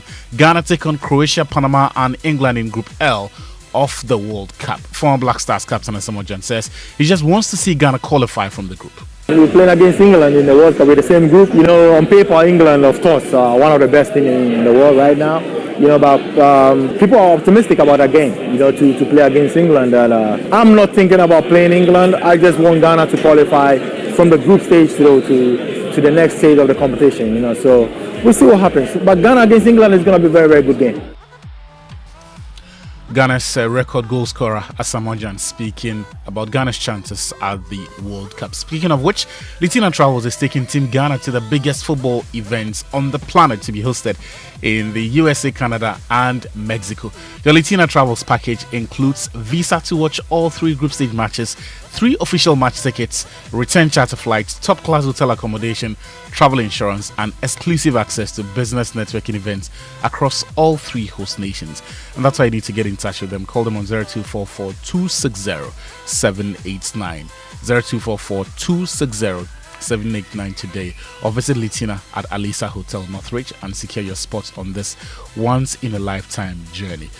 Away from that, Mediama SC, they are looking to reclaim top spots in the Ghana Premier League when they take on bottom of the table 11 Wonders on Friday in Takwa. The Yellow One Moves dropped to second with 46 points, 3 behind Gold Stars, following a run of 3 defeats and 3 draws in their recent 6 league games. Here is their head coach, Ibrahim Tanko. It was very painful that we lost the first position to BBN Gold Stars. I mean, we started the game very slow, honestly, but I think after 20 minutes we came in very strongly, and then in the second half, definitely we were the better side. So unfortunately that we lost 2-1. I mean, we were preparing very well, and we put the last game behind us. We could see that the boys are really, really hungry for success. I mean, we need one good game, then we will come back to our old form. So definitely I hope that this Friday will be the turning point for us. Mediama in second place with 46.2 behind league leaders BBN Gold Stars, who are also defending champions, looking to retain that title. Let's move the conversation on to athletics, because the 24th African Senior Athletics Championships was officially launched yesterday in Accra, marking the start of preparations for the Continental Showpiece. Daniel Cranton was there and reports. Ghana is set to welcome some of Africa's finest track and field athletes when the Africa Athletics Championship takes place in May this year. Speaking at the launch, Minister for Sport and Recreation Kofi Adams stressed on the importance of investing in athletics infrastructure across the country. Government has already taken steps in this direction by establishing the Ghana Sports Fund, which is designed to support talent development, infrastructure, and the overall growth of sports. Athletics stands to benefit significantly from this renewed focus. President of Ghana Athletics Bawa Fuseni confirmed the participation of some of the continent's biggest names in Kenyan duo Beatrice Chebet and Faith Kipyegon and Botswana's Letile Tebogo. We have Beatrice Chebet, we have Faith Kipyegon, we have Tebogo, we have the South African guy and the Kenyan guys, especially with the Botswana 400 and the 4x4. They want us to also come to Botswana and do a week training, so they also come to Ghana and do a week training for the competition. President of the Ghana Olympic Committee, Richard Apokavi, said the country is ready to host the rest of Africa. The LOC has been in place for some time. They are working. I know that they are putting things in place. We don't have a problem with facilities because it's already there. The main problem will do with the logistics for, accommodation, feeding, accreditation, things like that. And they are working that. So I have no doubt that we'll be ready for the games. As Daniel Cranton's reports on the launch of the Senior Athletics Championships that's starting in May. Into horse racing now, and Ghana was once more than just recreation. It sat at the very heart of social and sporting life. But over the past few decades, the sport has faded, slipping into a slow, quiet decline. Razak Musbao traces its rich history in the special reports. Before television sponsorships, before modern sporting arenas, there was the thunder of hooves. Horse racing, known as the sport of kings, was one of Ghana's most celebrated spectacles.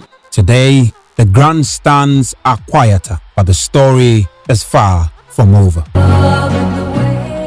Horse racing arrived on the Gold Coast in the 19th century, introduced by British colonial administrators as leisure and social recreation. What began as an exclusive gathering for colonial officers soon evolved into structured competition, drawing interest from locals who embraced the thrill of speed and strategy.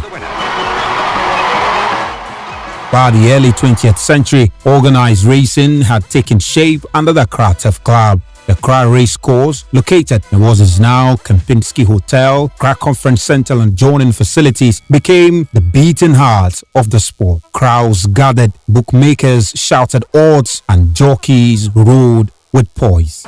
It's booming. By then it's booming. We are diamonds. We the jockeys, we are diamonds. People were trying to come near us just to get a tip. The Malaja Demoata, the Kwara State governor, all the way used to come here because they have horses here in Labade stable. You see, so we have a big man. Even only serve those days we are him. He liked the horse racing very, very well.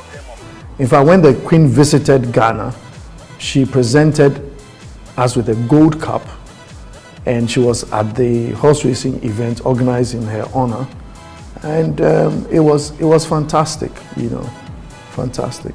However, by the early 2000s, race meetings became irregular. Corporate sponsorship dwindled, public attention shifted, the glamour faded, the once thundering race calls grew quiet. For me, I think that during aliens compared to other, you see, by then, that was 69, 70, the race started declining.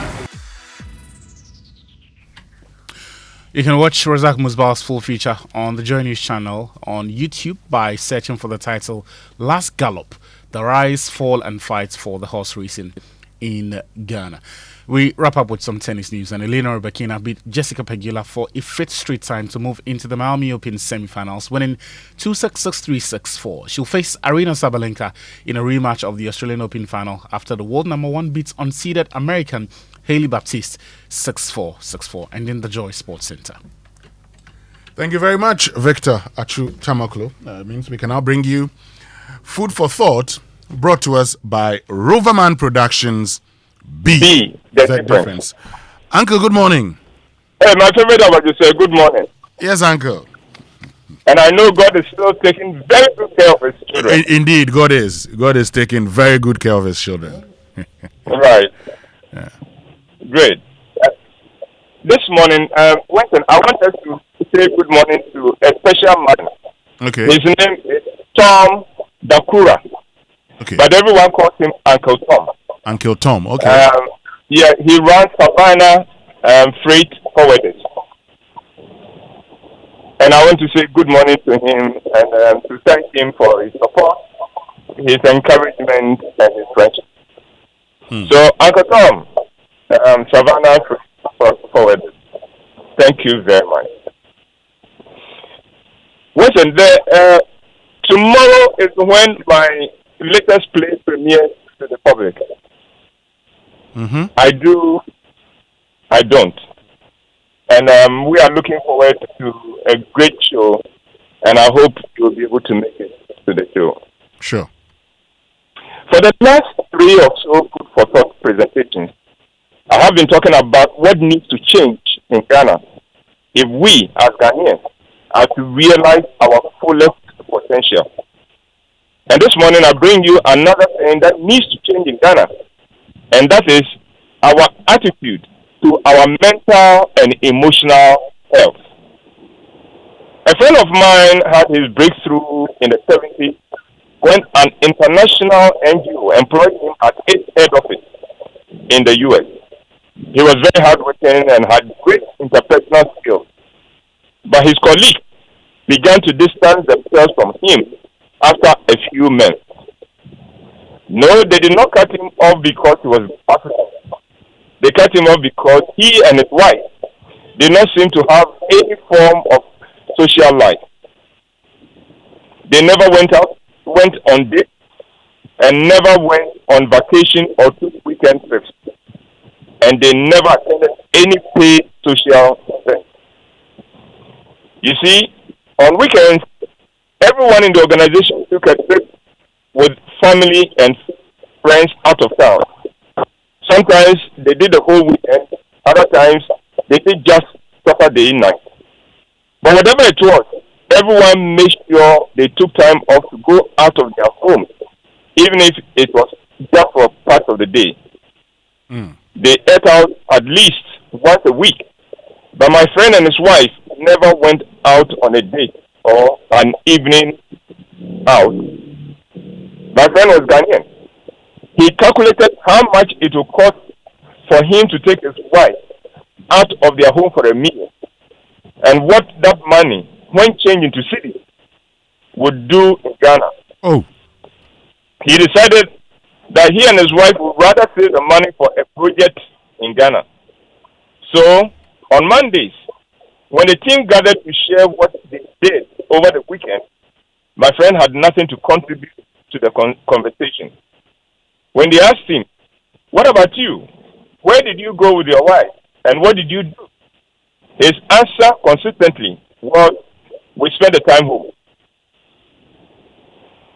And his colleagues over time found it weird that there was a couple who never took time off from their usual routine to relax and have fun. Rumors began to circulate that there was something strange going on in his home and in his marriage. And from that point on, people started avoiding him. When Ghanaians are single and courting, they go out of their way, they go out from time to time. But when Ghanaians marry, social outings almost never happen. Apart from funerals and church, the average Ghanaian couple spend all their weekends and holidays at home. And the reason, most Ghanaian couples look at how much they would spend on a single social outing and decide that they would save the money. We calculate costs only in money. But you can save the cost of a ticket to a show, but pay heavily in stress and lost opportunity to build your stronger relationships with stronger bonds and tighter connections. On some of our trips outside Accra for shows, my team encountered people who would ask, "How much is the ticket to the show?" And when my team answered, say, "Oh, 100 cedis," the reaction from the people was, "100 cedis? If I took that to the market, I could get palm nut soup out of it." Oh. Yes, Winston. The truth is, most Ghanaians give no thought to their mental health, and so they make no effort to explore avenues to help them stay mentally and emotionally healthy. They see social events, especially paid entertainment, such as my shows, a waste of money, and would rather save the money for the market to prepare soup. But a key element in ensuring great mental health is to set aside time and money for social events and outings that help you to relax and de-stress. Those who make the investment in social outings know that a good social outing is worth every peso for the joy and healing they bring and the connection they create with your partner and with your family and friends. The couples who pay to attend my shows, for instance, don't do so because they are rich and do not know what to do with their money. They are couples who have experienced the difference the shows make in their life and for their relationships on a quarterly basis. Jesus said, "Man must not live by bread alone," but in Ghana, we put bread over everything.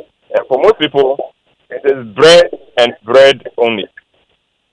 Tell them a show costs 300 Ghana cedis, and they immediately think of how many tomatoes and yam and cassava and palm nut fruit 300 Ghana cedis can buy from the market. They completely disregard the fact that the shows help to improve their mental and emotional health. The shows help to de-stress. They help to increase your connection and your bond with your family and friends. And these are blessings money cannot buy. The creative sector is not a waste of time. Making time and setting money aside for social events, especially if you choose them carefully, is an investment in your mental and emotional health and in your relationship, and money cannot buy it. So, if you are married and you and your wife never go out, try taking your wife out for once and see if it does not improve the quality of your relationship and the atmosphere in your home. Ghanaians miss out on a lot because we are quick to dismiss things that can be blessings to us. We refuse to give ourselves a chance to experience them because we are always counting the cost. Trust me, the cost of not embracing good and uplifting social events is heavier than the cost of tickets. So let me ask you a simple question before I go. What do you and your wife do for fun? And please don't tell me sex. that does not count in this context. And about you say, that's my presentation for this morning. Wow, food for thought. Thank you very much, Uncle White. And I know that this is indeed food for thought and is a lesson for all of us who are married. Thank you so much for joining us. What do you do for fun with your wife? And what you do in the bedroom does not count. Well, that's food for thought, brought to us by Roverman Productions. Be the difference. It's 8 a.m. It means we can bring you the Business Minute, brought to us by Anointed Engineering Services, the generator experts. Good morning and welcome to the Joy Business Minute, brought to you by Anointed Electricals, the generator expert. The Ghana Gold Board has revealed that the current suspension of gold exports has nothing to do with the war in the Middle East, but rather a strategic decision to ensure the country gets more from the commodity. And some airlines have started increasing fares due to the rising aviation fuel cost linked to developments in the Middle East. And Parliament has passed the Value for Money Office Bill 2026, clearing the way for the creation of an independent body tasked with strengthening the oversight of the public spending and procurement. And that's all for the Joy Business Minute, brought to you by Anointed Electricals, the generator expert.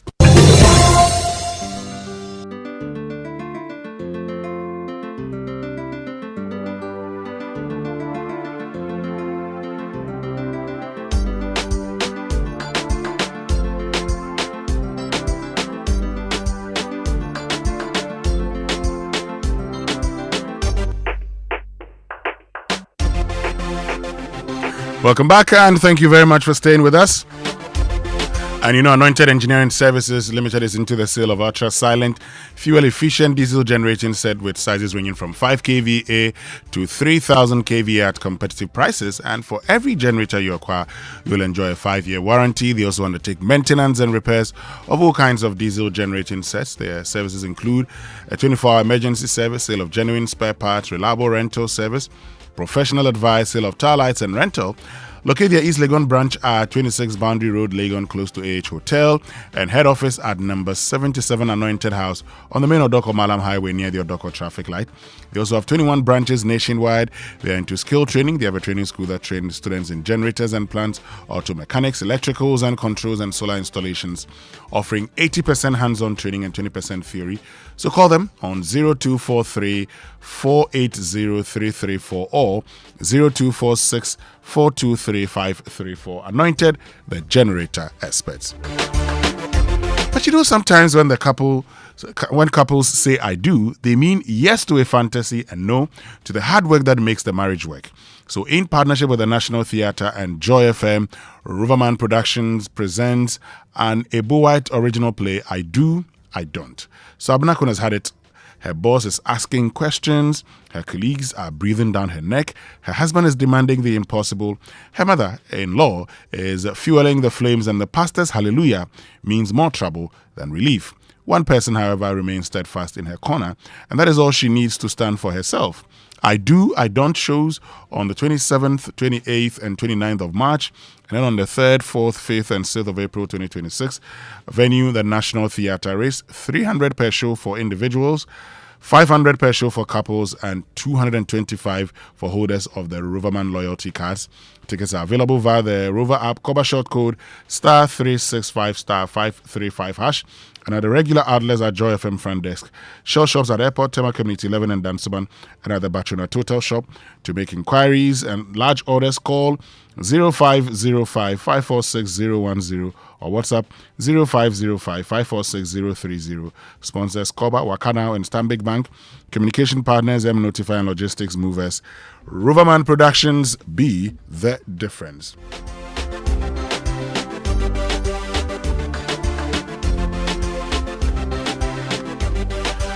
And let's get interactive this morning here on the Super Morning Show. Social media messages brought to us by EcoBank, the Pan-African Bank. Number 10, Liver Salt, a refreshing relief, and Provident Insurance. With Provident, man, you're covered. So if your money is controlling you, well, now is the time to take charge, because the EcoBank mobile app gives you the power to command your money, to transact across 33 African countries and anywhere in the world. Command your money to make water, electricity, and school fee payments, bank and mobile money transfers, create virtual cards to buy only what you need and more. So Money Commander, download the EcoBank mobile app now on the App Store, Play Store, and command your money. Command also means paying attention to details. EcoBank will never call or send an SMS asking you for your PIN, OTP, bank card, or Ghana card details. When in doubt, call the EcoBank Contact Center on 0800 003225. EcoBank, the Pan-African Bank. So if you own or drive a vehicle, then make sure you are protected with motor insurance you can trust. Provident Insurance offers comprehensive third-party fire and theft and third-party only motor insurance with fast stress-free claims payment. Insure from now till end of March and enjoy fuel coupons and exclusive branded souvenirs. Terms and conditions apply. Visit any of Provident Insurance's 16 branches nationwide with their agency outlets or licensed brokers. You can also call 0509 374928 for inquiries or visit providentgh.com for more information. Remember, Ghana card is required for individuals and tax identification number for corporate clients for all motor insurance transactions in line with NIC directives. With Provident, man, you're covered. And on big stories this morning, brought to us by Telecel Connecting Energies, Republic Bank, we're the one for you. Join the Republic Verse, do more, shine more, big up, and Hollard Insurance. We've got you covered. Our focus is on each step bringing us closer to the kind of world we would want to leave for our children. And so, delegates, on this beautiful day in March, we're called to stand on the right side of history. Let it be recorded that when history beckoned, we did what was right for the memory of the millions who suffered the indignity of the slave trade and those who continue to suffer racial discrimination. Let our vote on this resolution restore their dignity and humanity.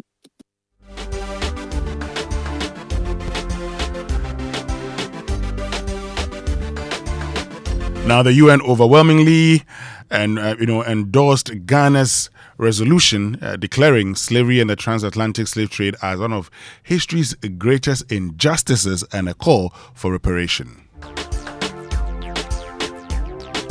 So this morning is important to understand what this means, what's in it for us, and what's likely to change. But also I'm interested in tomatoes, so we'll get into that conversation. The Food and Agri Minister says, Charlie, don't worry, okay? Don't worry.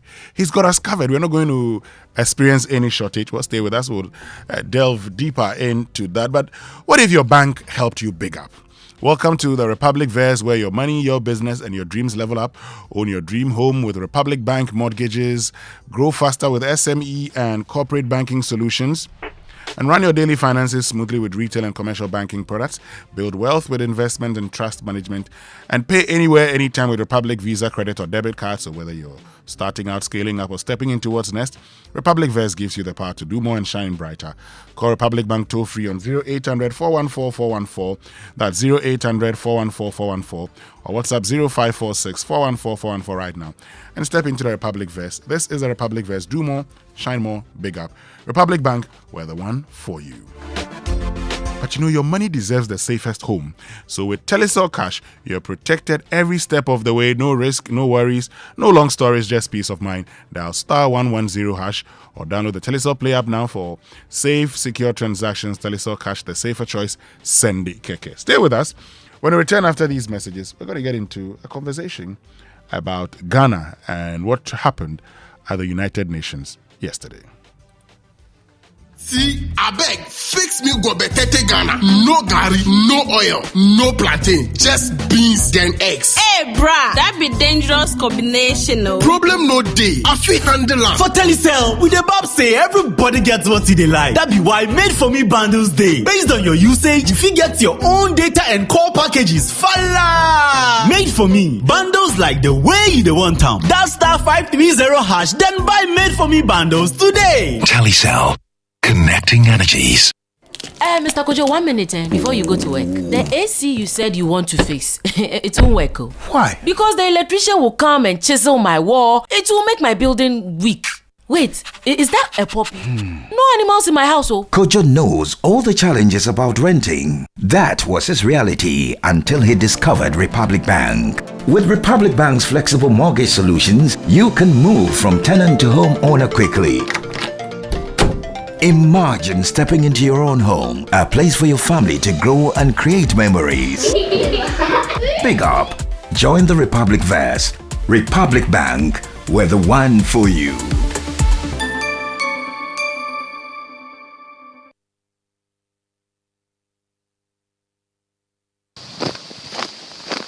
Kuma has always dreamt of commanding his own military forces. Attention!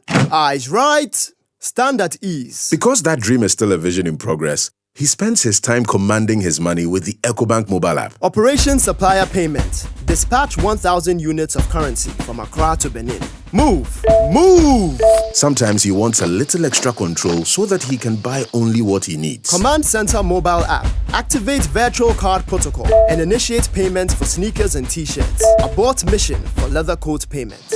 Even when the general is fast asleep, his standing order marches out to sort his bills. With the EcoBank mobile app, you can command your money to make safe transactions in Ghana and across 33 African countries. Download the EcoBank mobile app on the Play or App Store today. By the left, about turn. EcoBank, the Pan-African Bank. EcoBank will never call or send an SMS asking for your PIN, OTP, bank card, or Ghana card details.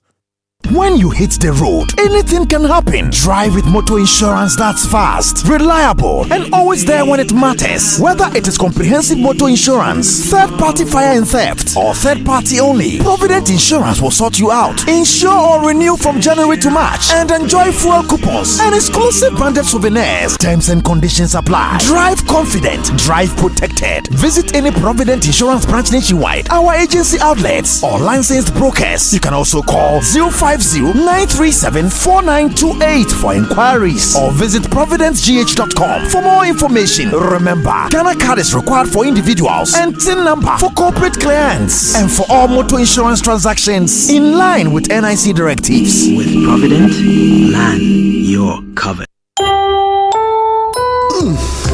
We shouldn't have gone to that party. Masa, my head is killing me. Is that your stomach? Yes. What did you eat? I don't know. Get rid of your gastric problems with number 10 liver salt. Number 10 gives you quick, effective relief from nausea, indigestion, heartburns, hangovers, and hyperacidity. And with different fruity flavors such as orange and lemon, it's a pretty tasty way to end an uncomfortable situation. Number 10 liver salt from Ernest Chemist, because everyone needs a chemist. This advert has been vetted and approved by FDA. In partnership with Joy FM and the National Theatre, Roverman Productions presents an unkillable classic, I Do, I Don't. Hey, Abna, today you will show me who is not a lady. Or I will slap you. Abna, let her slap you.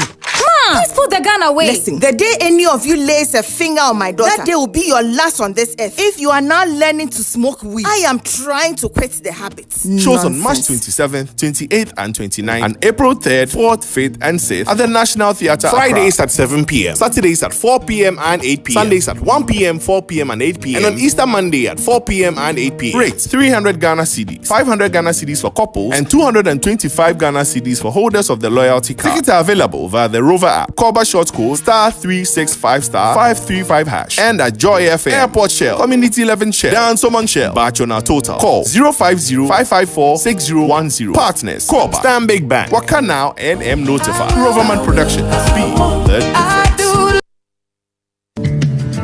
Do you want to remain productive and competitive in your business? Then I am happy to remind you that Anointed Engineering Services Limited is still here to serve. We provide homes, offices, and institutions with ultra-silent, reliable, and fuel-efficient diesel generating sets with sizes ranging from 5 kVA to 3000 kVA at unbeatable prices. You also enjoy a 5-year warranty. Anointed Engineering is noted for unwavering 24-hour after-sale emergency service vehicles, rental and sale of tile lights and genuine spare parts, undertake repair and maintenance of all diesel generators, and buy back used generators. Sign up today at our training school and gain hands-on experience from our team of professionals on generators, plants, auto mechanics, electricals, controls, and solar installations. Anointed Engineering has 21 branches nationwide. Locate us at East Legon, 26 Boundary Road, close to the AH Hotel. Call us on 024-642-3534 or 024-348-0334. Locate our head office in Accra at number 77 Anointed House on the main Odoko Malam Highway near the Odoko traffic light. Anointed Engineering Services Limited, the generator experts. You won't believe where my students and I are coming from. I can see the excitement on your face. Tell me where. Safari Eco Park. They are making it so accessible for schools, offering an unforgettable experience where students learn in nature, connect with wildlife, and truly engage with their surroundings. Wow, that sounds amazing. But I'm a bit concerned about the cost. I thought the same at first, but it's actually very affordable. Through a collaboration between Multimedia Group and Safari World, it is just 100 Ghana cedis for primary schools and secondary schools, and 150 Ghana cedis for tertiary schools. This is from February all the way to the end of April. Oh, that's reassuring. And it's not too far either. Exactly. It's only an hour drive from Accra, so the trip is convenient and stress-free for both teachers and students. I love that the children get to learn through experience, not just textbooks. And the teachers can go along and come back relaxed as well. I'm definitely going to recommend this to our school. It sounds like the perfect blend of fun and education. It really is. It's the kind of experience students never forget. The big Easter sales is happening now at CompuGhana, and it's bigger and better. From now till 12 April, shop any product from well-top brands like Samsung, LG, TCL, HP, Lenovo, Tecno, Infinix, Itel, Huawei, and many more, and enjoy up to 40% off. This Easter, CompuGhana is giving you more than big discounts. Shop any products worth 1,000 Ghana cedis and above, and instantly enter the Easter reward raffle draw to win amazing prizes like a 98-inch smart TV, laptop, mobile phone, and other prices. Enjoy massive savings on TVs, smartphones, laptops, and home appliances across all CompuGhana branches nationwide. Visit any CompuGhana showroom today or shop online at www.compughana.com. Experience this Easter season the CompuGhana way. Call us on 0302-752020 or WhatsApp 0243-143-143 for inquiries. This promo is in partnership with NLA under the Caritas platform.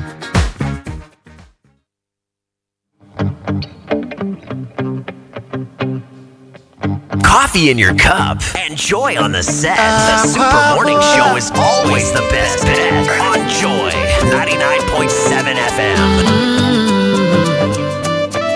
Seen us so.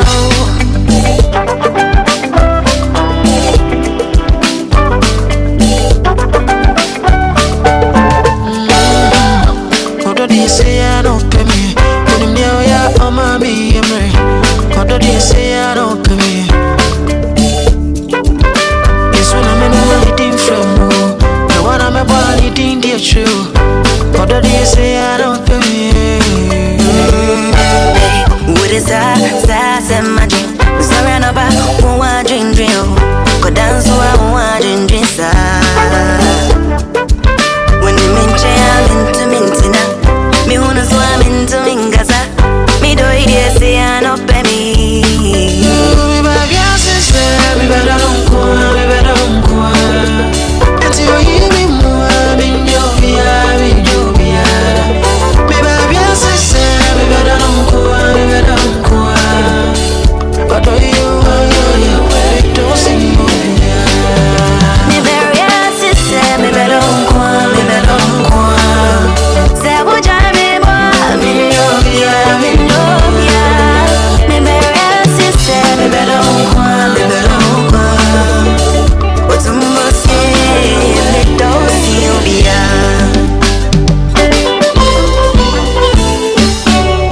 I need someone to call my own.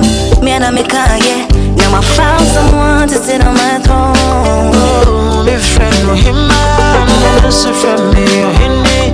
I don't be your be to be honest, you.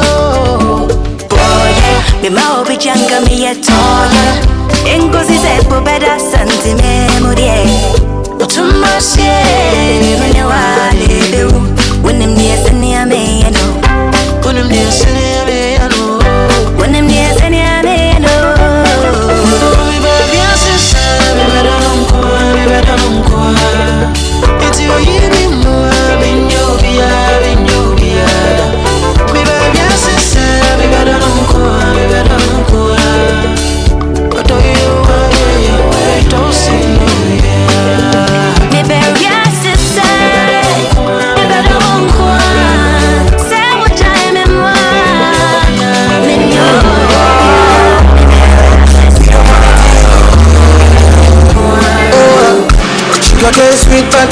be sweeter. So below you speaks with a little ginger. Oh girl, I wanna be with you, but you know they got enough time for me. I wanna live with you. I can't see reason why I can't let go. Girl, you never know, so you conquer up. Man, them so far to find your love. Girl, you never know, so you conquer up. Man, them so far to find your love. Girl, you never know, so you conquer up. Man, them so far to find your love. Girl, you never know, so you conquer up. Man, them so far to find your love. Man, show your chin now, girl, don't talk. Come in like a thief in a night, don't joke. And you know, say, all of my niggas, them ball.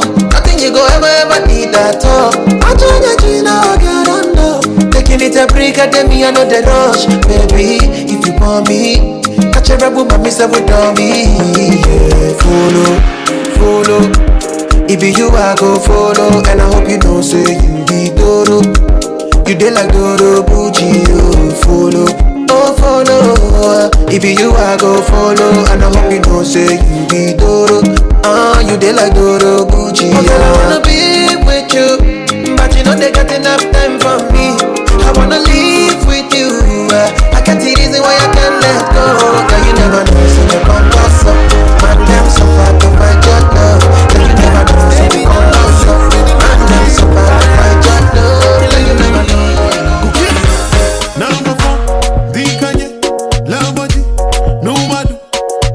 Coffee in your cup. Enjoy on the set. The Super Morning Show is always the best bet on Joy 99.7 FM.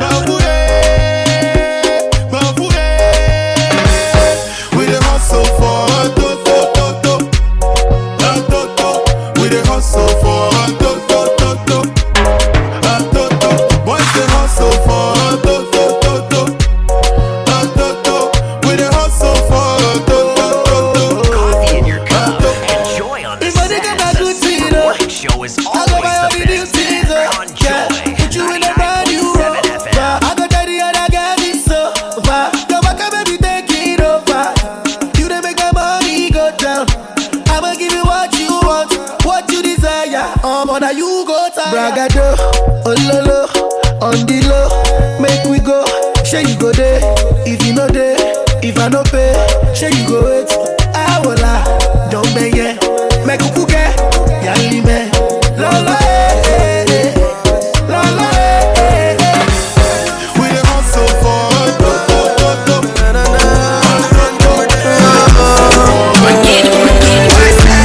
More money, challenge and enjoyment. At the top life regardless, cause trouble never gets no honey. Each step bringing us closer to the kind of world we would want to leave for our children. And so delegates, on this beautiful day in March, we're called to stand on the right side of history.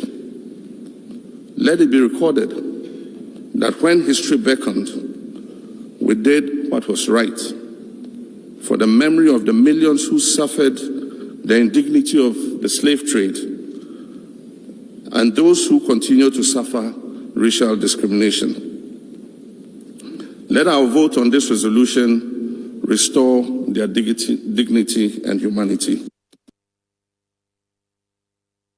This resolution is not about apportioning blame across generations or nations. It is not about reopening old wounds. It is about ensuring that those wounds are neither forgotten nor denied. It is about creating space for truth, for education, and for a more honest global conversation that allows us to move forward together with greater understanding. History, as we know, is rarely simple. It is layered, it is complex, and at times uncomfortable. This resolution does not deny that complexity. It does not ignore the many dimensions of historical experience. Rather, it recognizes that even within complexity, there are moments in history that stand apart, moments defined by their scale, their systemization, and their impact on humanity. To acknowledge this is not to diminish any other history. It is to deepen our collective moral awareness. What we have achieved today helps all of us in our renewed commitment to remembrance, so that future generations inherit truth, not silence, to education, so that history is taught with honesty and integrity, to dialogue so that differences in perspective become opportunities for understanding, and to cooperation so that we address the enduring legacies of history in ways that unite rather than divide. The resolution also opens the door for continued global engagement on reparatory justice, not as a narrow or transactional concept, but as a broader framework for healing, restoration, and partnership. It also calls for further actions within our respective states. We therefore urge every member state to consider carefully the actions it must take to ensure inclusive and good faith dialogue on reparatory justice. Great. So earlier you heard President John Dramani Mahama and Foreign Affairs Minister Samuel Okudzeto-Ablakwa. Let's get onto the phone lines because we've been talking about it, but it'll be important to understand the significance of this, okay? The fact that Ghana spearheading this and overwhelmingly being endorsed at the UN, how significant is this endorsement?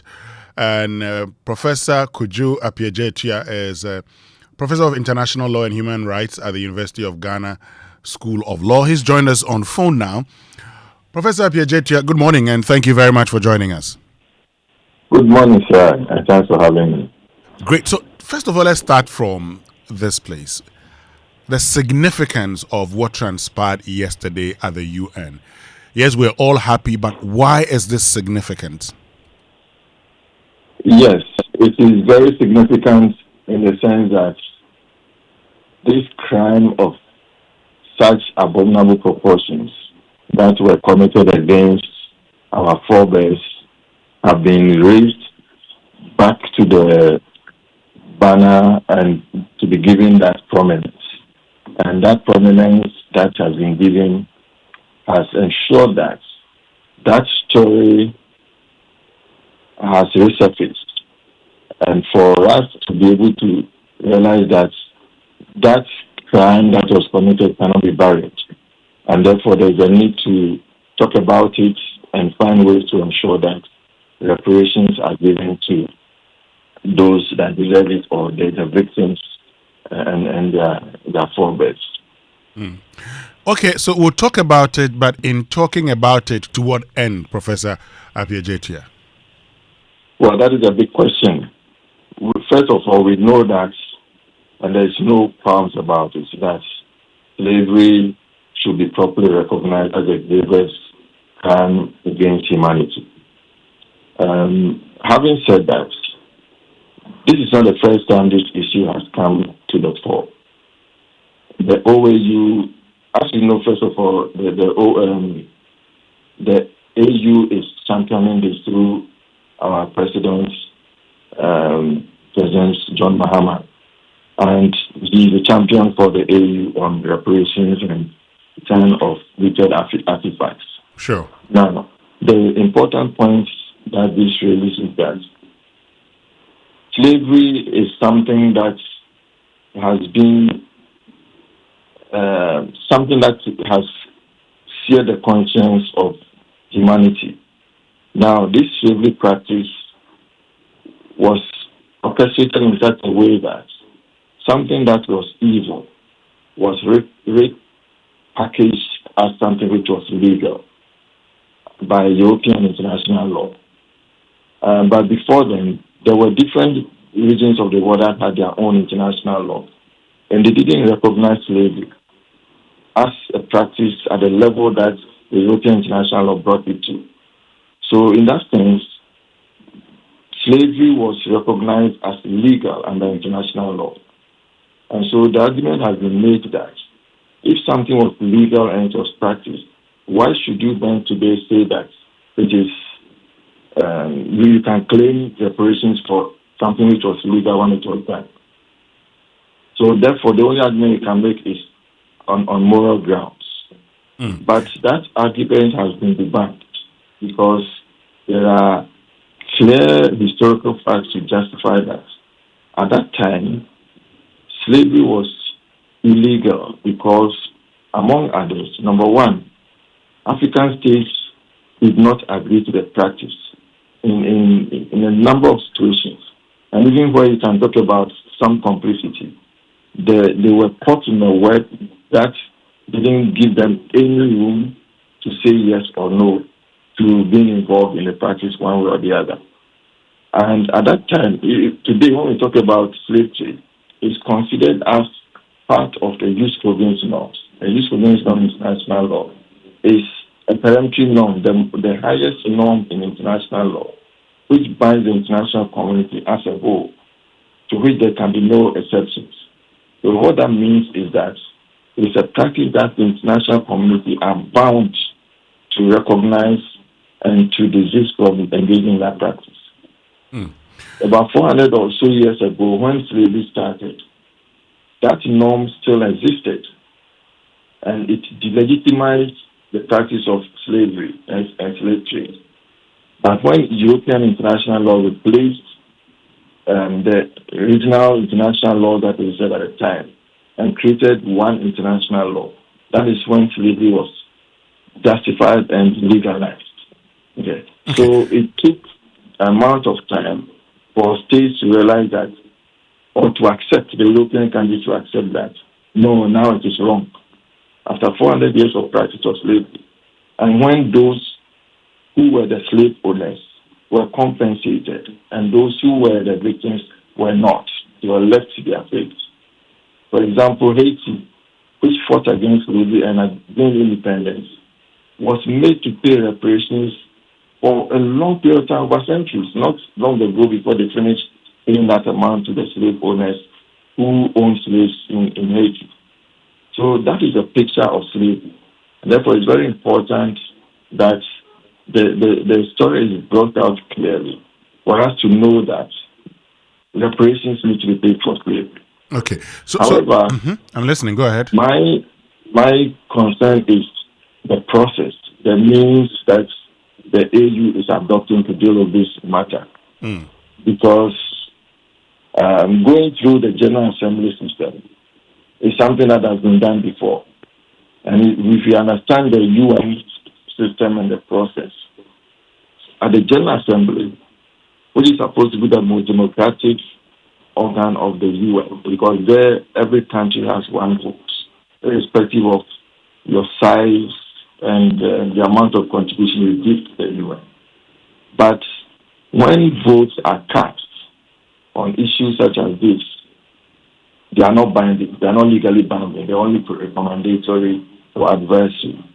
And so we don't look at the number of people that voted or the number of countries that voted, but the number of countries, the nature or the kind of countries that didn't vote or even voted for. So if you look at the structure as it is now, if you look at the voting pattern, we see 123 countries voting, 3 voting against, and about 50-something abstaining. Yeah. And the abstention is more or less a diplomatic way of saying no to the resolution. Yeah, so I don't see much difference between that and those who voted against. Now the question then is implementation. Implementation is going to be difficult. Why would implementation be difficult, Professor Appiah-Gyechia? Because the big powers voted against it or abstained. And that is how the UN General Assembly resolutions and declarations work. We have been there before. In the 1970s, the new independent states at the time introduced a new international economic order, and grain in that is the same issue of slavery and colonialism and so on.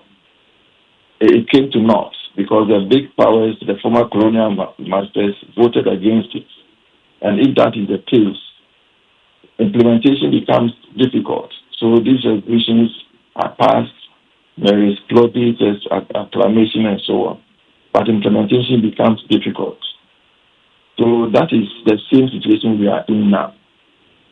So that is where the problem lies with implementing such a beautiful resolution that has been passed at the UN level. Let me get you clearly. Yes.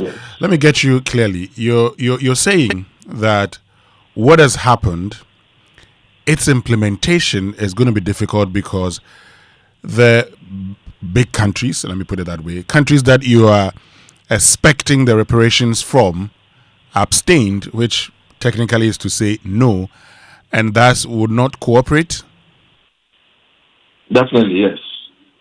They will not cooperate. So because it is not binding on them, legally binding on them. And even if it is legally binding on them, international law is difficult to implement. So in that case, if they refuse to comply, there is nothing you can do against them because of the power they hold on the international plane. Okay. So in effect, you're saying, yes, we've chalked this, but this is more of a moral victory, one that we can talk about, one that we can say, okay, at least there's some acknowledgement that some wrong was done to us, but that's where it ends. The acknowledgement is even in question because the countries that actually took part in the practice abstained. Okay, so they are not admitting the wrong. Okay, but even if there was that acknowledgement, then the question is implementation. Okay, so if you look at, for example, in 2001, there was a Durban conference on xenophobia and racism and so on, which also recognized slavery and the slave trade as a crime against humanity. What the AU one that just happened yesterday adds to the fact that they recognize slavery as the gravest crime against humanity, which is taking it to the notch higher. But when it comes to implementation, they are going to have difficulties because it's not binding. So what then can we do to ensure that we don't experience these difficulties? Say it again. What can be done to surmount these difficulties? Well, that is a big question because in the first place, if you look at the history of the OAU on this matter of reparations, it started a long time ago. As soon as the OAU was born in 1963, there was that call. And then in 1974, at least around that time, the new International Economic Order was mooted and it was voted at the General Assembly. Overwhelming support for that. Implementation, however, became a challenge. And then we also talk about the OAU itself in 1992, thereabouts. They appointed eminent wise persons to do the subject of reparation. Then there was also the Abuja Proclamation, which came under the AU. The African Commission on Human and People's Rights have also asked African countries to prioritize the issue of slavery and reparation. But all of these have been spasmodic. It's happened in fits and starts, not organized, not consistent. And so we can talk about the length of time when the AU brought this issue on its agenda. It's been a long period of time. So that kind of inconsistency in putting across the claims makes it difficult to even make a headway. What I think we need to do is the AU working with the Caribbean countries, working with people in the diaspora, especially the United States, Canada, and so on, where these slaves were taken to have a joint project where they look at reparations in a critical way to identify that these are the impacts in our countries. These are the actors that were involved. Let's remind ourselves that it's not only these colonial countries, but there are companies and institutions that were private but were involved in the practice. Some banks, insurance companies, because human beings were considered as chattels, as objects. So they were insured before they were made to cross to the other side of the Atlantic. Okay, and the churches, especially the Catholic Church was very influential and instrumental in the slave trade. They, for example, coined the concept of terra nullius and the concept of conquest, which means that a territory with people living on it can be considered as having been discovered because the people are deemed not to be people who are socially and politically organized. So therefore, the land is empty and it can be discovered.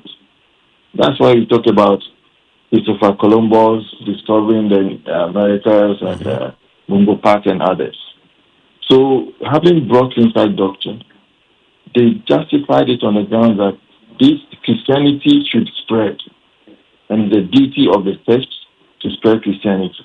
So if you don't comply, you are to be killed. But then they said it is less humane, it is more humane not to kill you but to enslave you. Okay, so all these non-state actors, of course, the church, the Catholic Church is a state as well, are all involved. So these, the African states, the Caribbean states, people in the diaspora should come together and I think form a committee and have regular meetings and so on to identify these actors and identify the impact. In fact, there's a lot of literature, a lot of work done on that anyway, which they can use to say that we approach this issue in a way where we connect it to our resources. That if we want to enter into trade arrangements before we sell our gold and so on, we say that we need to connect that to some reparation or some compensation. I think that's the way to go, in my opinion, than going to the UN General Assembly. You can get all the acclamations and so on, but you come back home empty. But I mean, talking about how they can go, some would say, doesn't then the UN, adoption of the resolution becomes more like a basis to further say, this is it. This has been declared as, the grievous crime, and based on that, you as a participant in that would have to compensate those who suffered it, right? Yes, that is what we can say or how we can put it. But like I said, it is not binding. So whether you voted for or against, you can decide not to act on it, and nothing can happen to you more or less. In some ways, the UN General Assembly resolutions are implemented or are given teeth to bite where the big powers push for it. But where they are against it or they don't support it, it falls into the waters. It only becomes some material basis of academic relevance. Okay. Well, Professor Kojo Appiah-Gyechia, we're glad you made time to join us this morning. Thank you very, very much for joining us, and please enjoy the rest of your day. Thank you. You too. So that's Professor Kojo Appiah-Gyechia, Professor of International Law and Human Rights at the University of Ghana School of Law, telling us that this isn't binding, and so the fact that people voted for or against doesn't really matter.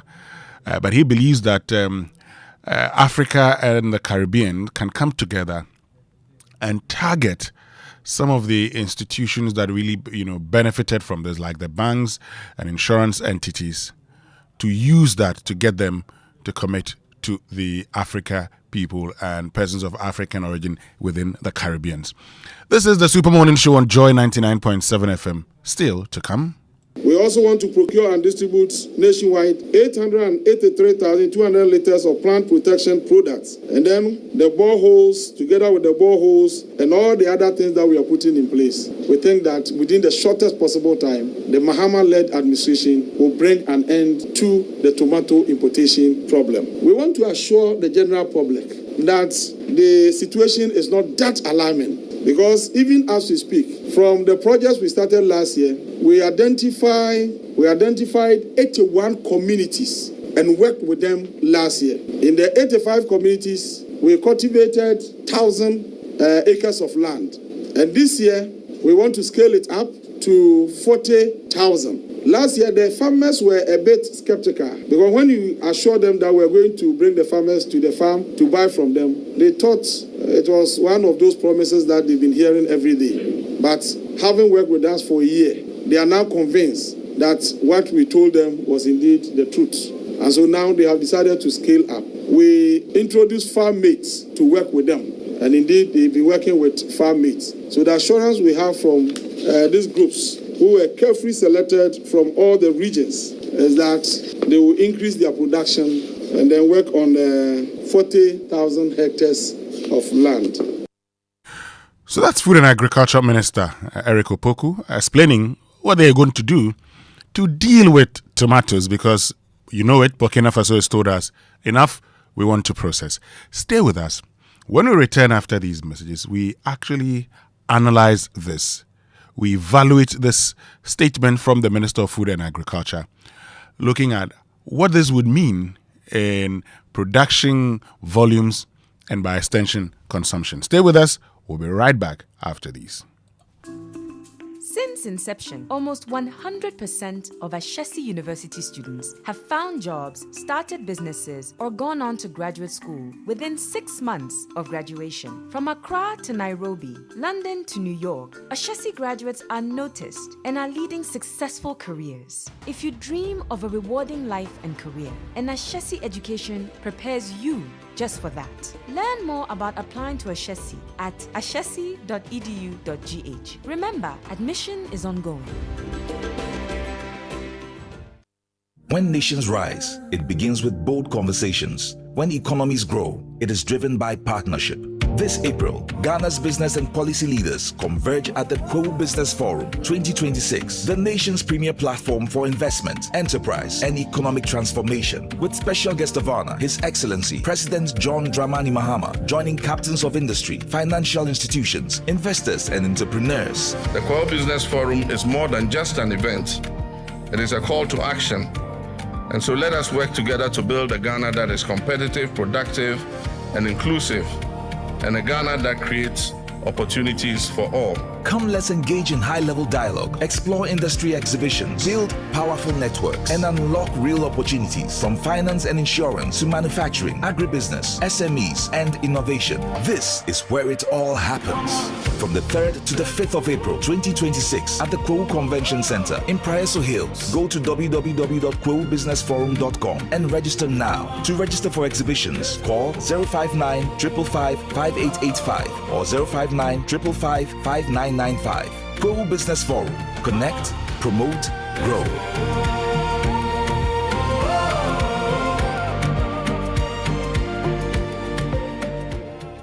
When I wake up in the morning, I brush my teeth with Kale Charcoal toothpaste. This gives me confidence all day. Anytime you meet Amma, don't be surprised I smile showing my beautiful white teeth because I don't have cavity thanks to Kale Charcoal toothpaste for its natural charcoal properties. In fact, we are like twins. I can't go without my Kale Charcoal toothpaste. That be why I dey use Kale Charcoal toothpaste morning and night when I dey go bed safe. It dey make my teeth white where it dey comot every scent from my mouth inside. My confidence level they go up, so I dey show my 32 teeth all. Introducing the Kale Charcoal toothpaste, formulated with activated bamboo charcoal powder, ensures whiter teeth and removes bad breath. The strong natural property of the activated bamboo charcoal removes bacteria, absorbs surface stains on our teeth caused by coffee, wines, and tobacco. Welcome, Kale Charcoal toothpaste. Kale Charcoal toothpaste. Sankofa Yenchi. Kale, happy smile. This advert is FDA approved. Watching DSTV means getting the TV you love. By staying connected, you get more. Catch all the big football games, blockbuster movies, kids shows, and endless entertainment without spending an extra pesewa. From 1st October 2025, pay for your subscription and get an instant upgrade to the next package. No doll and crow. Dial *759# now to stay connected. T's and C's apply. DSTV, your home of entertainment.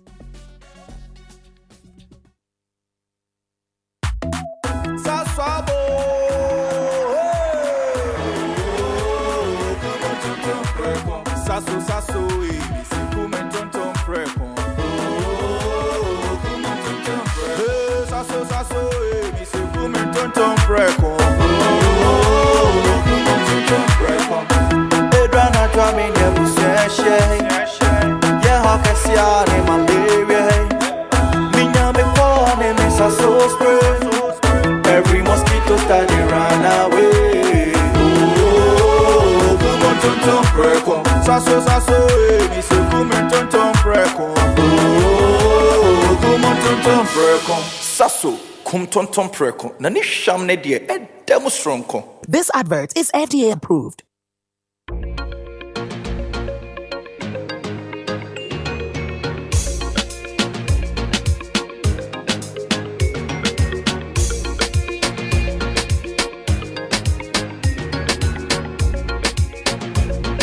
Right, so welcome back and thank you very much for staying with us here on the Super Morning Show on Joy 99.7 FM.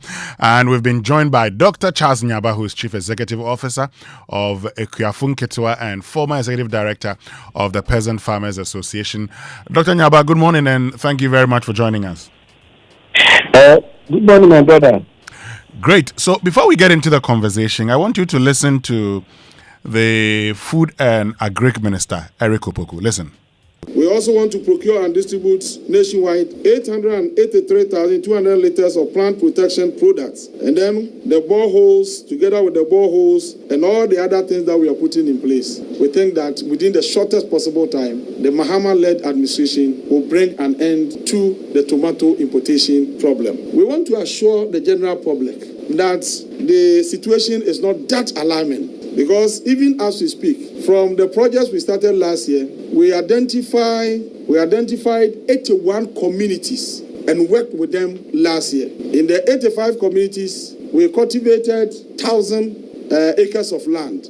And this year, we want to scale it up to 40,000. Last year, the farmers were a bit skeptical because when you assured them that we're going to bring the farmers to the farm to buy from them, they thought it was one of those promises that they've been hearing every day. But having worked with us for a year, they are now convinced that what we told them was indeed the truth. And so now they have decided to scale up. We introduced farm mates to work with them. And indeed, they've been working with farm mates. So the assurance we have from these groups who were carefully selected from all the regions is that they will increase their production and then work on 40,000 hectares of land. Okay, so Dr. Nyaba, you just heard from the Minister of Food and Agriculture, Eric Opoku. Excited? Good morning again. Let me start by saying that it is not the interest of we the farmers to see Ghanaians suffer or pay higher price for tomatoes. So we are all hoping that things will normalize and we'll be able to get enough supply. So you see, we are concerned when a minister who is in charge of a sector continue to talk as if we are in political season. Oh, what do you mean by what do you mean by he's talking as if we're in political season? Farming is not about PR work. You are talking about Ghanaians shouldn't panic. We are looking at from now until the second week of May, what is going to happen? This is the period where we have a gap, and the Burkinabes are saying that our women should not come there. So he should tell us, what has he done? Where are we getting the tomatoes from? You say you have mobilized, 100 communities to produce tomatoes? Where are those communities? Can he put the names out there? I'm coming from a tomato growing area. That is a Tono Bia area. If you talk of dry season tomato farming, these are the areas that we all know about. Since this issue happened, no single farmer has been engaged. So we don't really know what is going on. On our own, we are doing engagements. You get it? On our own, we are mobilizing ourselves. We are trying to put ourselves together to see how, when the season comes, we'll be able to do it. But the minister has never engaged us. So today, if it's on radio telling everybody that Ghanaians should not panic, yet you are not engaging the key partners who are going to be the center of this whole production, we think that it's just propaganda or PR work that he's doing for the public. But he's talked about the fact also that, look, this year there are plans to cultivate somewhat 40,000 hectares. He's talked about the tomato farmers market. And I'm sure you may have seen that at the Legon bypass. Okay, you've seen that facility being built. Is there not enough commitment to dealing with the problem? What are Ghanaians panicking about? Is within this short period, I keep saying that rely on Burkinabes between December to May. What have we done that from this March to May, Ghanaians will not panic now that we can go to Burkina? We need to start from there. There's a difference of you putting up a marketing center to pitches, and difference from production. If you put a fantastic place for farmers to sell, and you are not engaging them on how they are going to produce, how are you going to supply that market? Okay, we deal with all farmers across the country. And as I speak, the minister has engaged the farmers to have this conversation with them. We've been engaging. We've never had any conversation. We are doing something on our own. Okay, that's fine. So what he's telling us, if it is intentions for him to come and engage the farmers and tell them that this is a package for them, then in the medium term, if we get that package, it will yield these results. I don't have problem.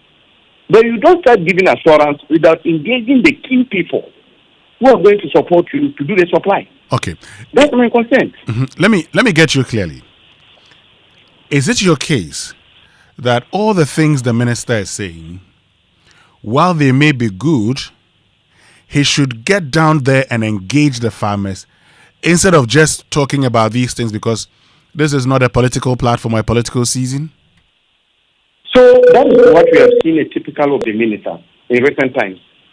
When an issue comes, you hear him on radio station, on TV station talking. Then we the farmers, he has not come to meet us first. So we think we are more important stakeholder when it comes to some of these engagements or conversations. If he had engaged us, he gave us this promise. He said, this is the package that we have. So can you produce? And then also tell him if you have additional input to make. Then you go and put it in public and let the farmers. And we agree that this is what we are going to do. We don't have problem. But all the time, when an issue comes and farmers lament, Ghanaians lament, he come and try to do PR work. So we think that this kind of thing as a minister is not helping the government. Because PR will not put food on the table for anybody.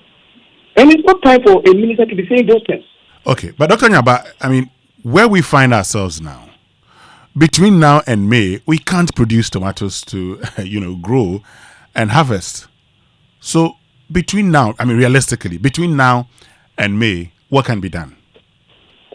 Yeah, to be very honest with you, even between now and May, the supply from Burkina side is always down.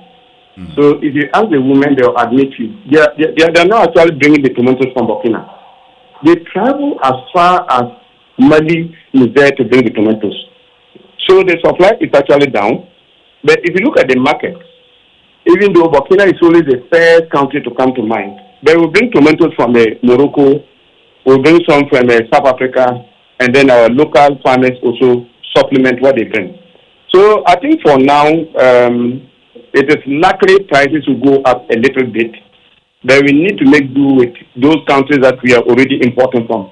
What we are bringing from Morocco, Egypt, and then South Africa for now. So when you go to most of the shop malls, the tomatoes we are seeing is not from Burkina. So for the prices, there's nothing we can do. There will be a slight increment, but I'm thinking that when our own supply starts coming, the prices will be smoothing. But how about the Tono Via area, which that's where you when you go to the markets, you hear the Navrongo tomato. How's production going on there?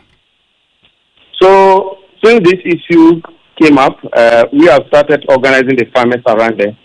Most of them are our members. We are putting them in groups. But the production season is already gone.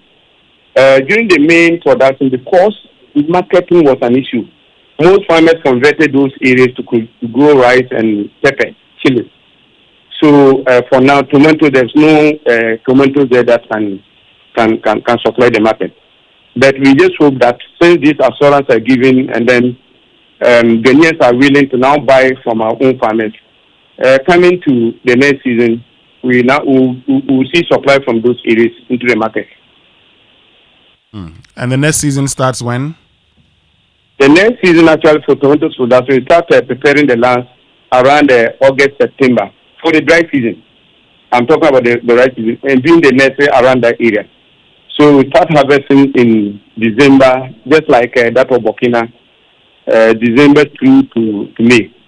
But for the rainy season one, which will be coming from Adan, from Pram, Fiobodom, Akumadan, Techima, Kintampo area, Their production will start just next month, and then we are hoping that from June, July going, their own will start being in the market.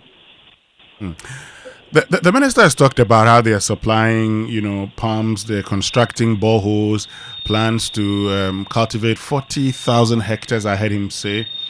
How would these plans help?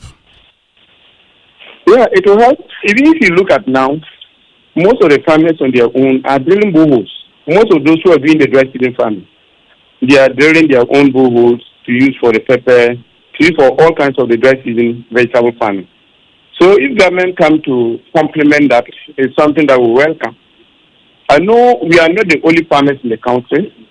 There are other farmer groups that the minister would have been engaging. But for our groups, especially those who are into major tomato growing area, we are yet to receive those interventions, the boreholes and those facilities that he said they are giving out. Okay.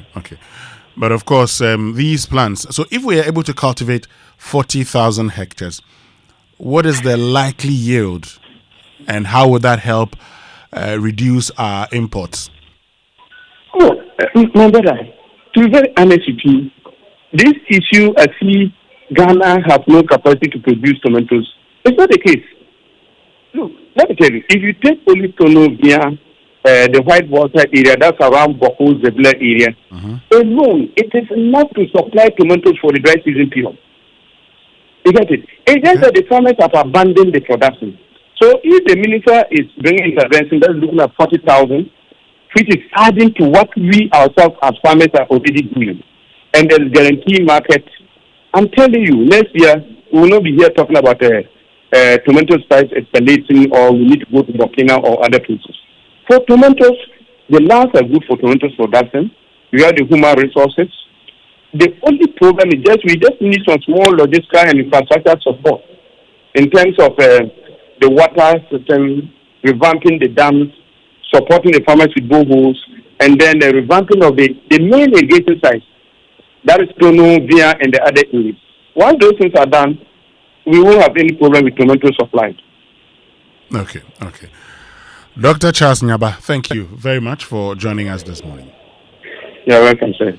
And that's Dr. Charles Nyaba, who is CEO of the Kuafun Kitwa and former executive director of the Peasant Farmers Association, asking the Minister of Food and Agriculture to engage the farmers more because we're not in a political season and it'll be important. But he says, look, if the minister says they're going to increase cultivation by some 40,000 hectares, that would help because already farmers are doing enough.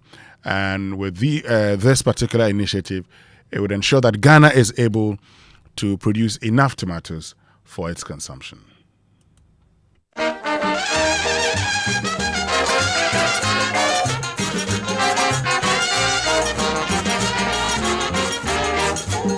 Shitomli esrotwe, bakpo shitoko jemba.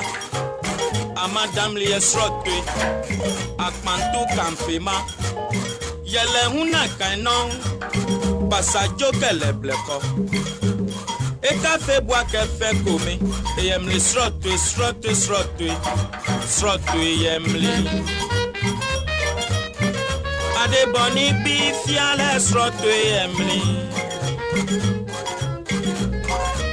Srotwe yemli. Yemli srotwe yemli.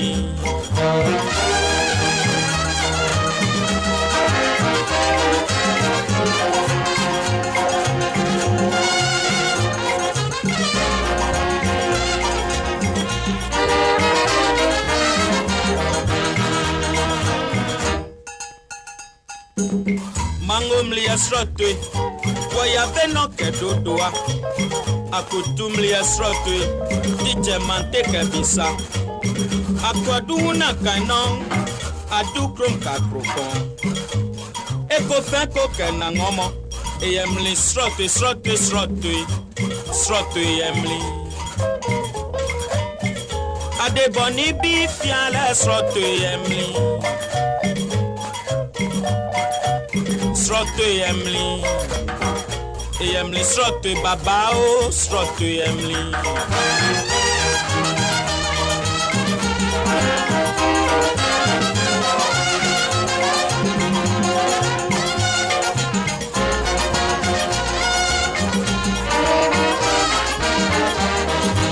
And that's King Bruce and the Black Beats right here on the Super Morning Show on Joy 99.7 FM.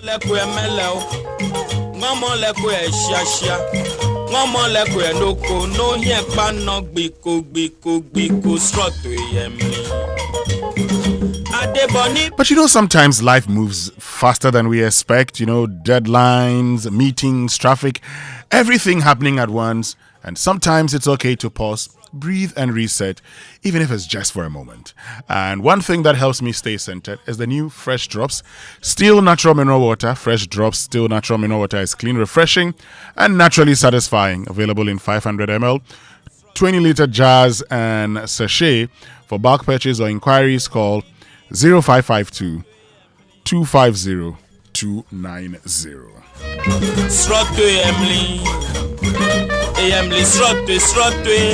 So I'm sure you started the year with good intentions. Of course, we all do. Many plans and resolutions. This year, ABSA is giving you the chance to actually make them count. With ABSA Target Save, you can plan towards specific goals and interest on your savings and get insurance cover to help protect what you've been working towards. Is it a wedding or that long-awaited trip? Whatever the goal, ABSA will help you make it happen. Open an ABSA Target Save account today. Your story matters. ABSA.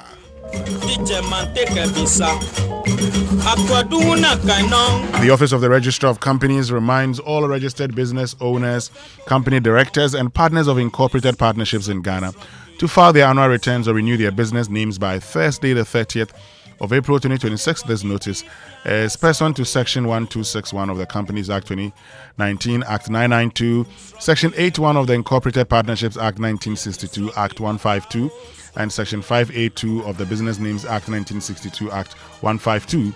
Companies whose approved financial year ends on the 31st of December are required to comply. Entities that fail to file shall be deemed non-compliant and liable to penalties in addition to filing fees.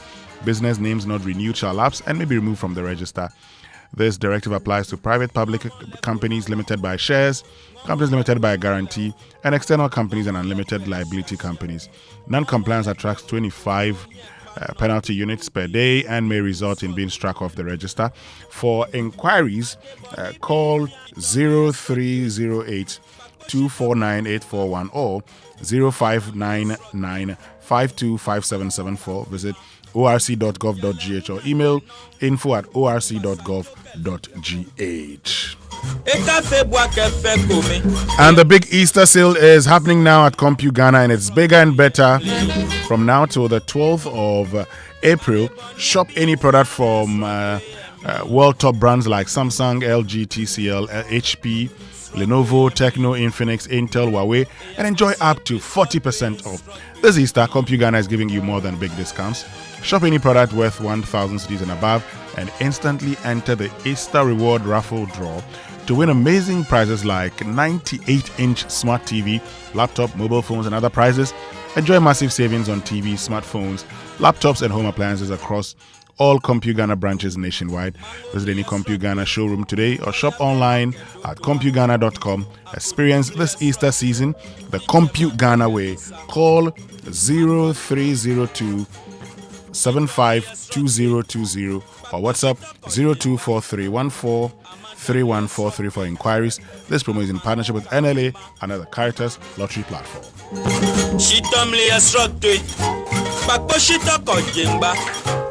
Amadam liesrotwe akmantu kampema yele huna kainon basajo kelebleko eka febwa kefe komi eyemli srotwe yemli adeboni bi fiale srotwe yemli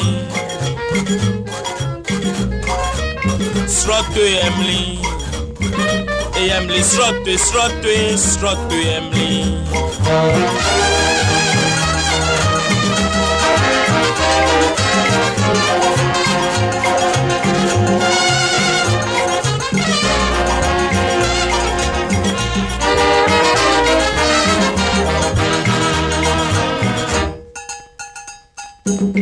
Mangomli srotwe, waya beno kedodoa. Akutumli esrotwe, DJ manteke bisa. Akwaduna kainon, adukrom kakrokon eko fenko kena ngomo eyemli sroto eyemli adeboni bi fiale sroto eyemli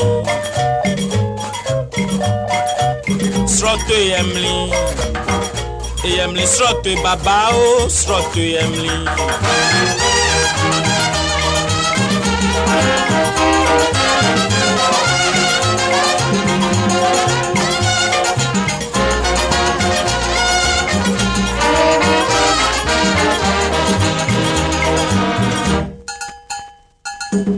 ngomo leko nawa ngomo leko emeleo ngomo leko eshiashia ngomo leko enoko no hie pa no gbiko sroto yemli adeboni bi fiare sroto yemli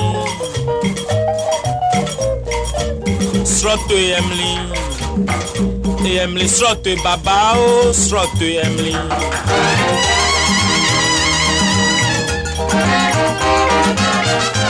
Coffee in your cup and joy on the set. The Super Morning Show is always the best bet on Joy 99.7 FM. Right, and that is King Bruce and the Black Beats with this great one here on the Super Morning Show on Joy 99.7 FM. But we need to do something because this morning I told you about the value for money office bill that has been passed into law. And among other things, this particular, office is expected to issue mandatory certificates before major contracts are awarded, monitor compliance and enforce sanctions for violations. So it directly targets inflated contracts, abandoned projects, cost overruns, and wasteful spending. But there are those who say, well, do we need a value for money office? Is that what we need? Now, is the problem not necessarily with, for instance, when it comes to the award of contracts, is it not mainly the single source restrictive tendering that leads to inflated contracts? Can't we deal this from the procurement office? Or maybe use the internal controls, the internal audit, for instance, to deal with this? Anyway, let's get into this conversation. And this morning, we've been joined by Kobna Atabedi, who is a management consultant and procurement specialist. Kobna, good morning, and thank you very much for joining us. Good morning, my brother, and good morning to your listeners.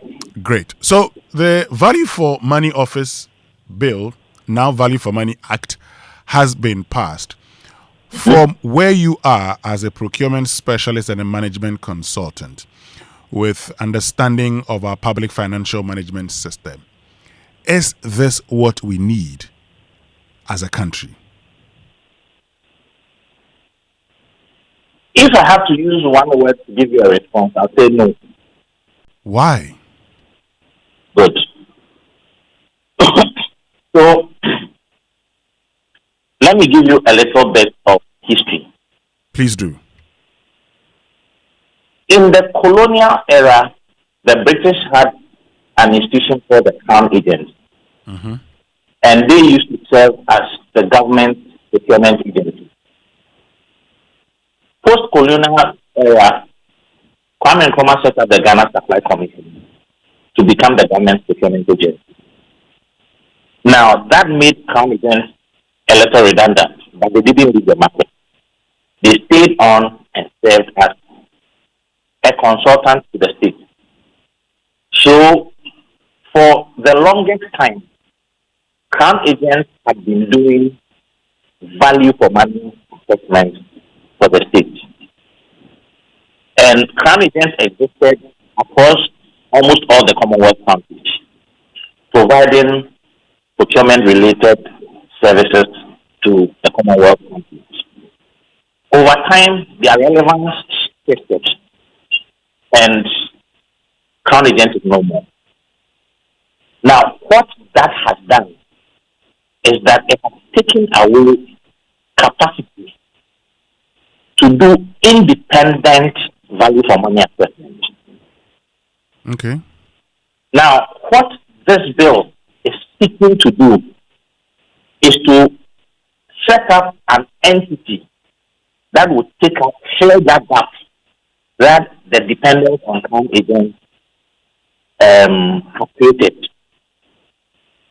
Now, the reason why I say it is not necessary is that in the times that we were using the crown agents, we didn't have the access trade, the procurement. Now, if you take the core principles of procurement, value for money is at the core of what we do.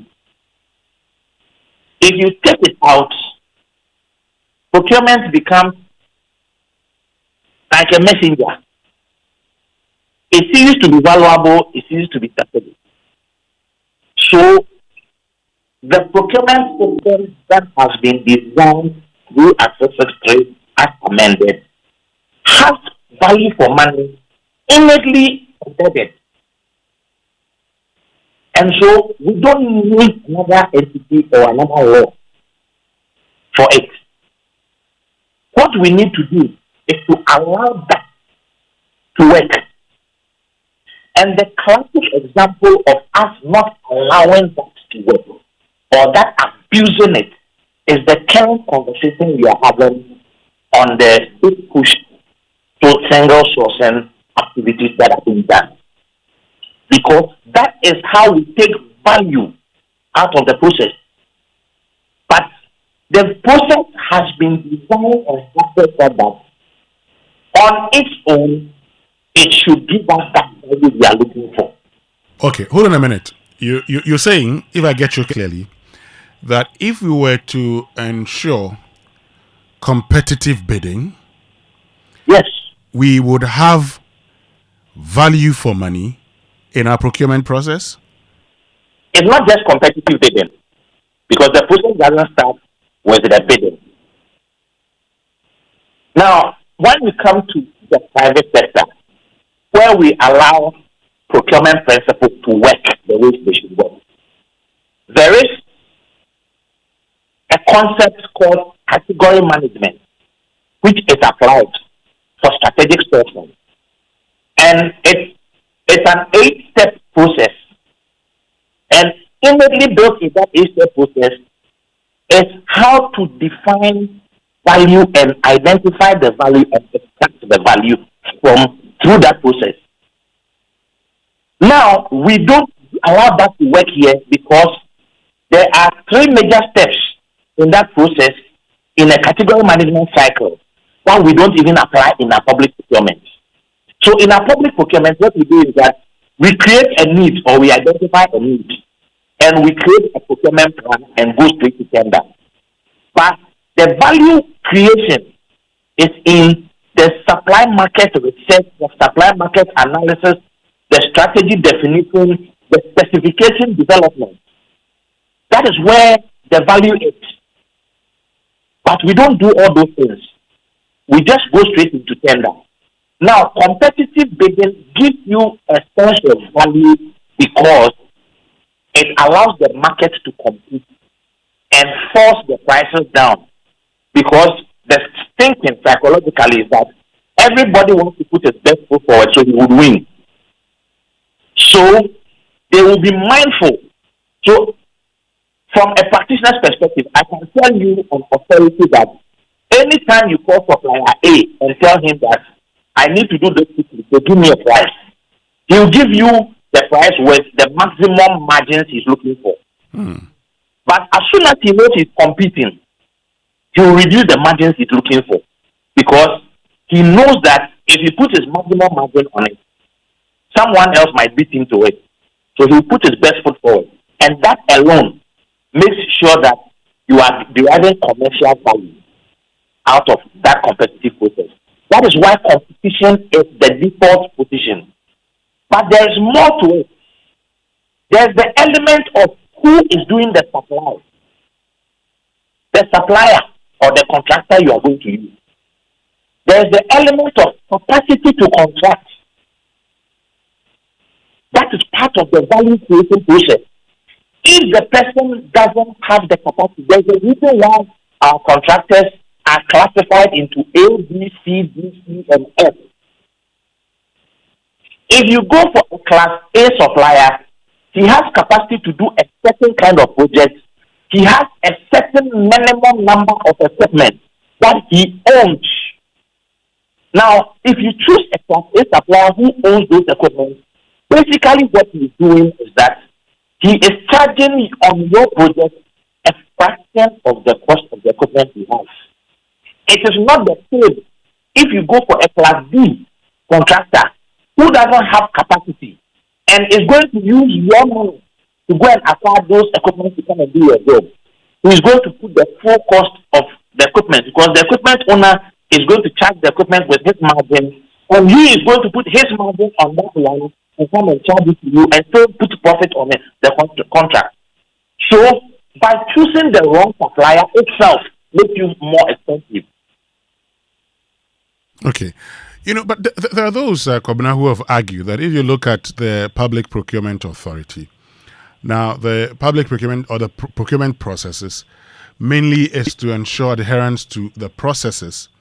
And so what this seeks to do is to ensure that beyond the processes, you're actually able to further investigate and find out whether the amounts that are being quoted and everything actually would give us the right value for the amount we're paying. How about that? Moot. It is moot because as of today, we have the Public Financial Management Act, which says that after we have done budget and a budget has been provided, and the budget has gone to Parliament and appropriation has been done, the money is still not available to you to spend unless you are given a warrant. So there is that control existing.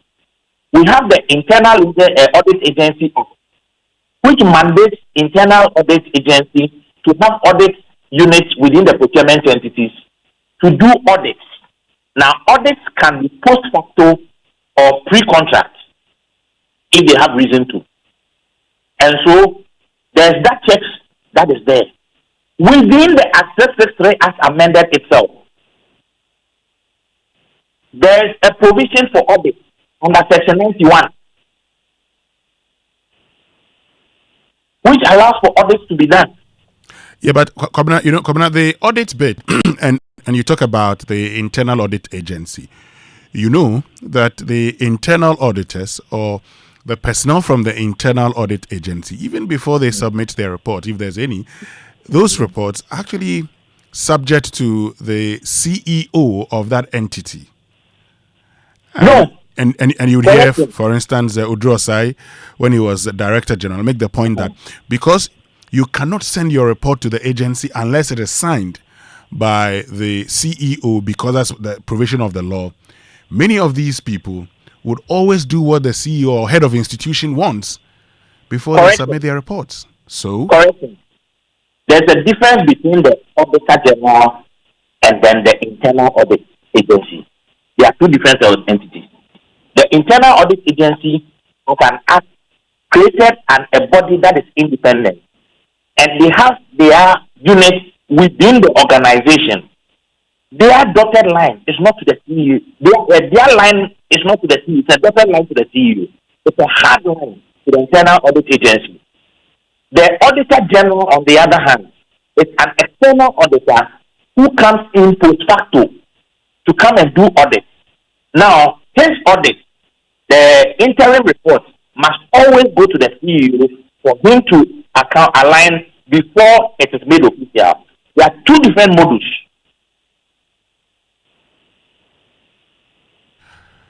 Okay, go ahead. Okay.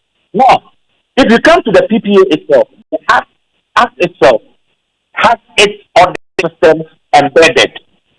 The problem with PPA today, not because the act is not there or the structures are not there. The problem is the interference.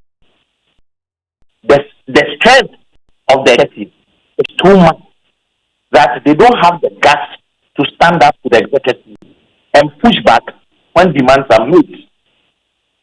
Now, the VMO inside PPA is called the due diligence office. When applications are made for single sourcing, It is the due diligence office that is the due diligence and determine that value has been extracted. Now, what has happened to that office? Tell me.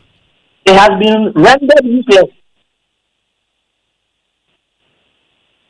So if I go back to the big push contract, those 77% versus 44% single source contracts,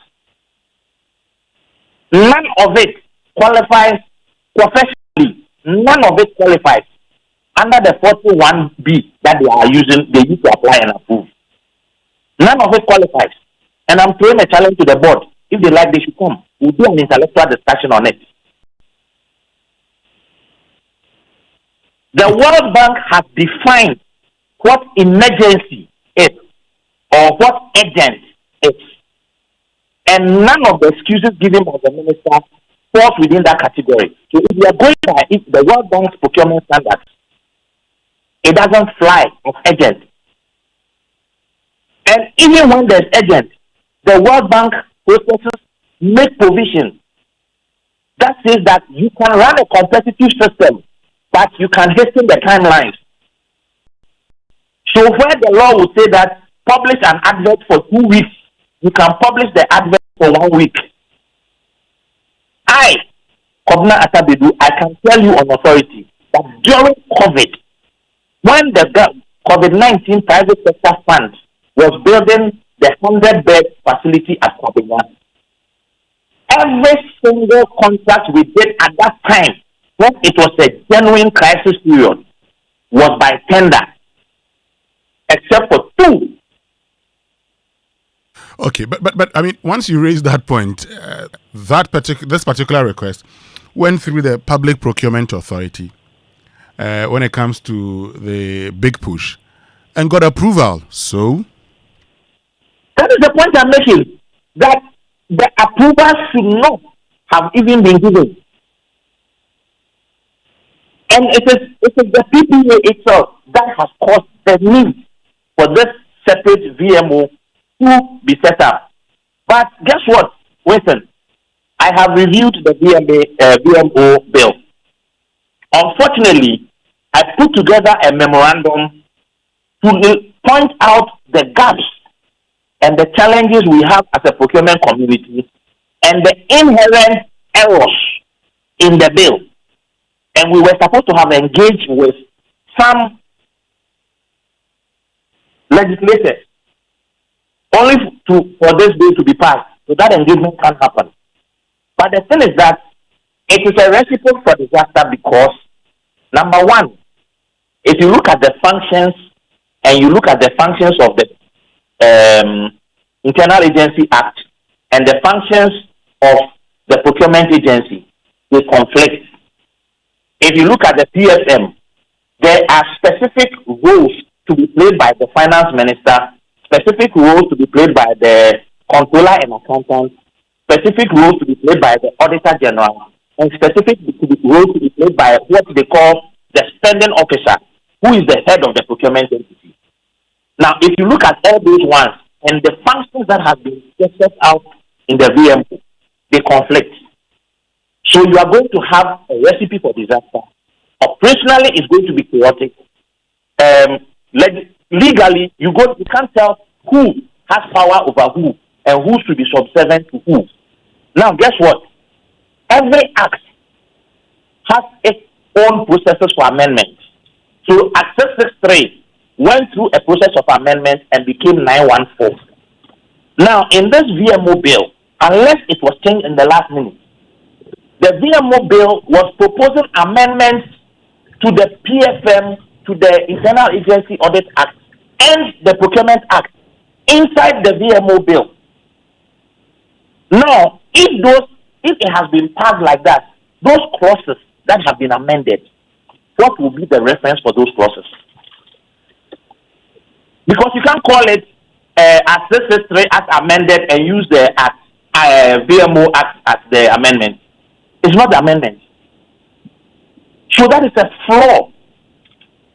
Okay, so from the legislature, if that is what they've done. Your position is that this is a no, this is not what we need, because the existing laws deal with it.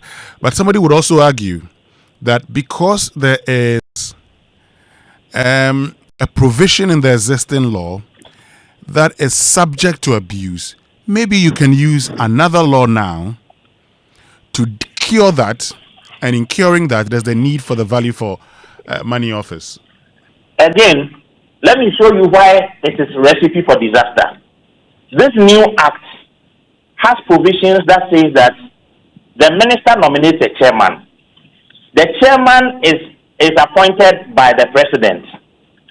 But unlike other specialized acts, like the Labor Act, like the Banking Act, like the Pensions Act, like the Securities Act, which specifies the qualification of who the chairman should be.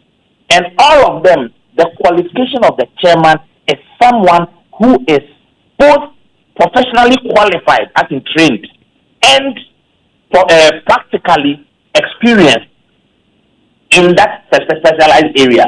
This act doesn't give any of that.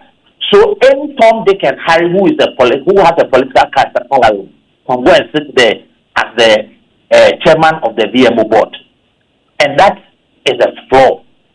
Okay, please hold on for me because you haven't heard the best part. Now, after the president has appointed the board and the composition of the board, by the way, I have in my past life been a head of HR before, so I look at composition of boards and panels from a competency level, not a human beings level. Now, what competencies are you looking for the board? There are some members that have been proposed there. The competencies that are required are not explicit. So you can have human beings there, but they may not have the requisite competencies for value for money assessment. Now, value for money assessment is not just audit. It is not just economic as well. There's a dimension of it which has to do with social equity and social development. There's an element that has to do with environmental management. So you need someone with capacity for social and environmental assessment. That is missing. But you need someone who is part of value for money assessment. You need that competency in there. It is missing. Now, the dangerous part is that the Act provides that the president will appoint the other staff of the VMO. What it means is that if you are not careful, from A to Z of the staff in that VMO will be appointed by a political entity. Automatically, that becomes a political organization.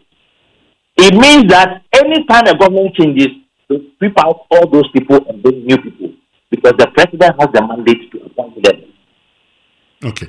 Please hold on 1 minute for me because we've been joined by Dr. Mahama Tia Abdul Kabir, who is Member of Parliament for Wale Wale and a member of the Finance Committee in Parliament. Dr. Mahama Tia Abdul Kabir, good morning and thank you very much for joining us. Yeah, good morning and thank you for having me.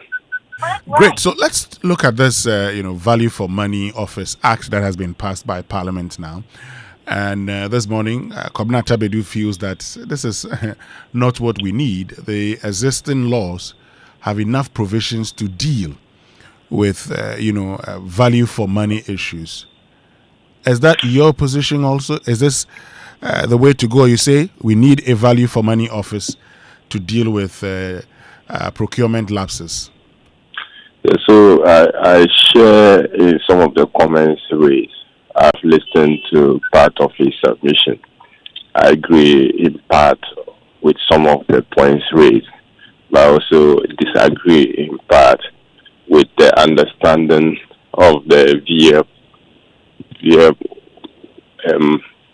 VOM bill or act is now being passed by Parliament, awaiting the assent of the President. We've gone thorough this particular bill. My committee worked on the bill. As of principle, I agree with him that we can address procurement lapses, the inefficiency and inadequacies of our procurement law without necessarily having to pass any law. That, as of principle, I agree with. Especially also when you are looking at value for money, creating another bureaucracy, creating another administrative structure adds to the cost. And basically, that is not cost efficient, and that is actually defeating the very essence of value for money. So, that extent, I agree very much with you. But I also understand the intention, the reasoning behind this bill, and that the Minister of Finance is worried about the fact that when procurement is being done, what they basically focus on is, whether or not the procurement laws have been followed. Little attention is being paid to whether or not there is economy, there is efficiency, there is effectiveness of that particular intervention. So they feel like this is another way of addressing it. That is what I think that it is not proper. We could have actually addressed the underlying, we could have actually strengthened the public procurement authority to be able to conduct value for money. And that is basically my agreement with the submission. But the concerns about the current nature of the bill, of the act as it has been passed, regarding whether or not there will be autonomy technical person, I think that if you read closely the bill, it has addressed those other concerns that is raising about the technical expertise. Remember, the Director General of this particular office is a technical person. The board is not supposed to be doing value for money. The board is supposed to provide direction. So the board, as it is constituted in the act now, is not to be involved in the day-to-day conduct of value for money. And that is why in the setup of the Director General of this particular office, we are requiring someone who has engineering background, someone who has economics background, someone who has related background. But we also understand that the office, as it is to be constituted, will be made up of several people from diverse backgrounds, including those with environmental knowledge on environmental economics. So I think that the issue about technical expertise would be addressed if they implement it so well. But what I do agree with him is that we probably did not need this particular law, did not need to create this particular office in order to address procurement authority. It amounts to duplication of effort in a manner that we could have efficiently maximized or optimized the current architecture of Ghana financial management ecosystem to address the concerns of the ministry. Okay. Anything you want to say finally, Kobna? Yes, Winston. Yes. First point. The memorandum mentioned that they had other countries which have value for money offices. My colleagues and I, four of us, buried ourselves into doing some digging, and we didn't find any of those countries having a separate value for money office. Now, why is this so? Like I said, the core principles of procurement itself, at the heart of it is value for money. So nobody will take it out of it. The process, the outcome of what you do is to deliver value for money spent. So nobody sets up a separate unit to do that. Now let's come to the personnel as he spoke about. If you look at the personnel, and I can list them, it is asking for 2 lawyers, one from Attorney General's Department and one from Ministry of Finance. When you compose a board and you put 2 lawyers there, it is ostensibly to ensure that there's someone with a legal brain who will be able to come in with legal perspectives. Now, if you put 2 lawyers there, you have wasted the space, and I'll explain why you have wasted the space. Now, let me move to the next set of this thing. It says that the Institute of Auditors, Institute of Accountants will give a member. No problem, is an accountant. You need a competency in finance and accounting. But the Institute of Engineering and Institute of Surveyors. Institute of Surveyors, they have 4 different divisions. One is land. The other one is building quantities, construction technology. The other division is valuation. And the other division is facilities management or estate management. Now, if you say a representative from Institute of Surveyors, any one of these can be brought. Now, what competency are you looking for on that board? It is the construction technology guys, the quantity surveyors you are looking for. So you have to be specific about who you are looking for. You go to Institute of Engineers, they have different divisions, but which expertise are you looking for on the board? You are looking for someone with a civil or structures background, not someone with electrical engineering background. They can put someone with an electrical engineering background there. If you are not specific about what you are looking for, it's about competencies you need. And by the way, my brother, when you say a board are supposed to be what at law is, we call them the controlling minds So if the controlling minds do not understand what will be brought to them, they will draw rings around them. That is what happened under the MPP era, Akufo-Addo's era, where he appointed a board that only one person was procurement-wise competent. That is the chief executive. None of the people was a procurement person who understood what the chief executive will bring to them. And that is why we had the problems we had under that tenure. So we are making the same mistakes over and over again.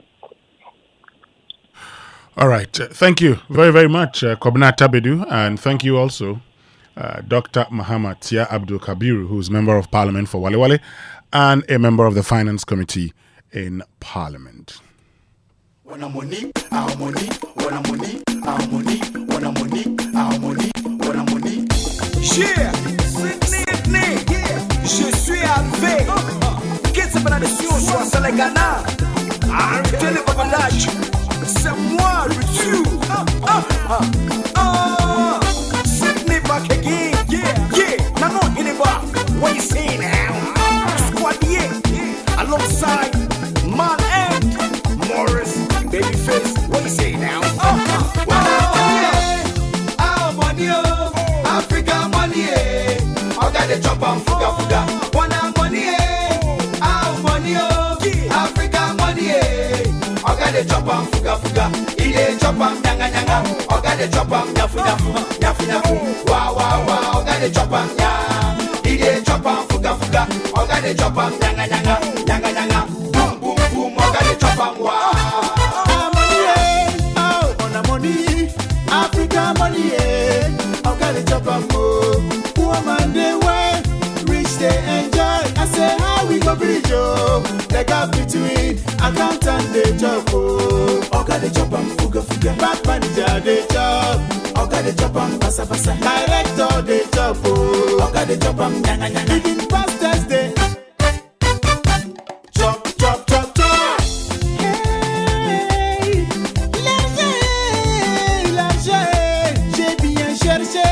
Mais j'ai rien gagné, le champ politique a-tu buffé, oh. Oga de Japan, fuga. Oga de Japan, passa. Oga de Japan, nyanga. Wanna money, our money, Africa money, Oga de Japan, fuga. Wanna money, hey, our money, eh? It's not easy.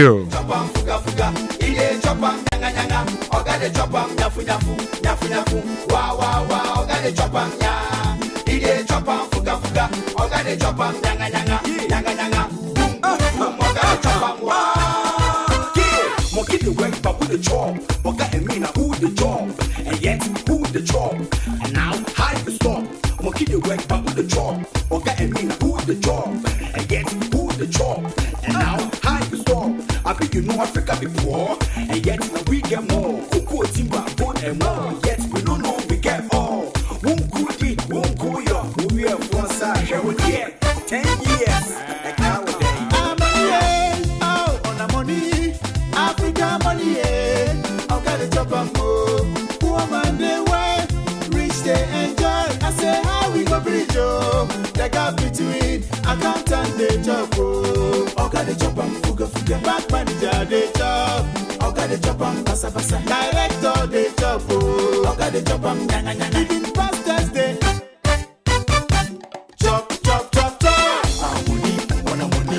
Let's get interactive this morning here on the Super Morning Show on Joy 99.7 FM. But you know, when nations rise, it begins with bold conversations. When economies grow, it is driven by partnership. So this April, Ghana's business and policy leaders converge at the Kwewu Business Forum 2026, the nation's premier platform for investment, enterprise, and economic transformation, with a special guest of honor, His Excellency President John Dramani Mahama, joining captains of industry, financial institutions, investors, and entrepreneurs. Come and engage in high-level dialogue, explore industry exhibitions, build powerful networks, and unlock real opportunities. From finance and insurance to manufacturing, agribusiness, and SMEs and innovation, that's where it all happens, starting from the 3rd to the 4th of April 2026. Why am I going back? At the Kwewu Convention Center, ETBA. Go to kweubusinessforum.com and register now to attend. To register for exhibitions, call 0595 555 885 or 0595 555 995. Kweu Business Forum. Connect, promote, grow, and is proudly supported by the KGL Group, APSA, CBG, Republic Bank, Star Oil, Bar Rock, GCB, Serene Insurance, UMB, Fidelity Bank, Bank of Africa, Mini Basic Bank, ADB, Bost Energies, GRA, SNIT, X Natural Mineral Water, EcoBank, NIB PLC, NutriFoods Ghana, Casaprecon, in Mexico, Ghana, and Virtual Security Africa, media partners Joy FM and Joy News.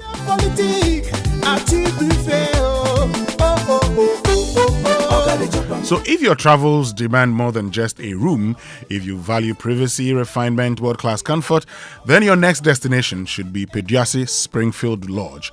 Nestled within the breathtaking landscape of Peduase on the Ebri Mountains lies one of Ghana's most exclusive luxury escapes with executive conference facilities, perfect for high-level corporate retreat and hosting international partners, or simply rewarding yourself with the extraordinary. This is where business meets indulgence, discreet, secure, and exceptionally refined. Book your ultra luxury experience today at Peduase Springfield Lodge, opposite the Peduase Presidential Lodge. And don't forget to treat yourself to our exquisite Ghanaian Sunday buffet served from 11 a.m. to 4 p.m. for only 200 Ghana cedis per head. Come hungry, leave delighted. To reserve your table, call Akosia on 0543 302 768 to make your booking. But if you need fuel, make the smart stop at Star Oil, Ghana's largest oil marketing company. With over 240 stations nationwide, Star Oil gives you high quality fuel, great service, and real value for money. And this is why many Ghanaians are switching to Star Oil. And with a Star card, you can enjoy safe cashless fueling and easy expense tracking. So wherever you go, choose Star Oil for your quality and affordable fuel.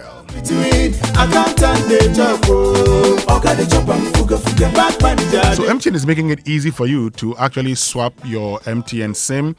You can just swap it in minutes. Just visit the My MTN app or dial *1333# to get this done ASAP. No more standing, no more sweating, no more who be the last person. Do it yourself. Simply swap it everywhere you go. But of course, this morning, get to kingdomstoreonline.com and they will arrange delivery to your home and office within a reasonable time. They offer free delivery within Accra and time and accept payment via Momo across all networks. But terms and conditions apply. They are your number one supplier of quality office essentials, equipment, and furniture at affordable prices. At Kingdom, quality and affordability are their hallmarks. But as we enjoy today's moment, remember to keep your body refreshed and your energy right with Fresh Drop Still Natural Mineral Water. Fresh Drop Still Natural Mineral Water is not just any water. It's natural and mineral rich that keeps you going. So whether you're dancing, cheering, networking, or simply enjoying the moment, okay? If you're simply enjoying the moment, Fresh Drops Still Natural Mineral Water helps you stay cool, refreshed, and fully present. So grab a bottle, available in 500 ml 20-liter jars, sachet. For bulk purchase or inquiries, call 0552 250 290. Morris, babyface, what you say now? Let me tell you about Infanspim School, founded in 1876. The school has ignited the journey of secondary education in Ghana and has spent the past 150 years shaping leaders, building character, and inspiring generations of young people to serve their nation. From its classrooms in Cape Coast have emerged influential figures who continue to impact Ghana and the world. In 2026, Infanspim celebrates 150 years of brotherhood leadership and national impact. So join the celebration and the national conversation around secondary education in Ghana. Follow the journey using the hashtag 150 or hashtag MOBA150. Infanspim Jin Shekan and Infanspim 150th anniversary is proudly partnered by KGL, Multimedia Ghana Limited and Margins Group with stakeholder support from the Ministry of Education, GES, MOBA and Infanspim. So what if your family could access healthcare without worrying about immediate payments? Well, the Bank Hospital introduces the Family Health Wallet, a dedicated healthcare account that allows families to set aside funds in advance for their medical needs. With this wallet, you can access services such as consultation, emergency care, investigations, and pharmacy services using your reserved healthcare funds. Open a family healthcare wallet Open a family health wallet with an initial deposit of 20,000 and enjoy 5% off hospital services plus complimentary eye and ENT screenings on your first visit. The family health wallet is now available all year at the Bank Hospital. Visit today or call 0531 008227 for more information. But are you ready to encounter the unmistakable power of God at work? Okay. Well, salvation, healing, miracles will break forth at the Good Friday Miracle Service 2026. Join Evangelist Doug Hayward-Mills this year at the iconic Independence Square. The date is Good Friday, the 3rd of April 2026 at 3 p.m. It's going to be an encounter to remember. Jesus still saves, Jesus still heals, and Jesus still works miracles, and you are next in line. The Good Friday Miracle Service with Evangelist Doug Hayward-Mills, 3rd April 2026, 3 p.m. at the Independence Square. Don't miss it. See you there. But I think we can talk about the World Cup, okay? Because if you already have a valid US or Canadian visa, then this is your message, because Adanse Travels is offering specially curated grand package for the 2026 World Cup, tailored specifically for travelers who already have visa, okay?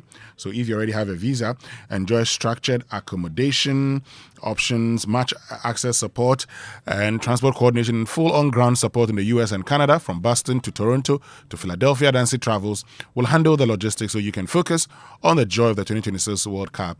Don't let your visa sit idle while history is being written. Call Adanse Travel today on 0595 500 817 or 0531 008550. Joy is here.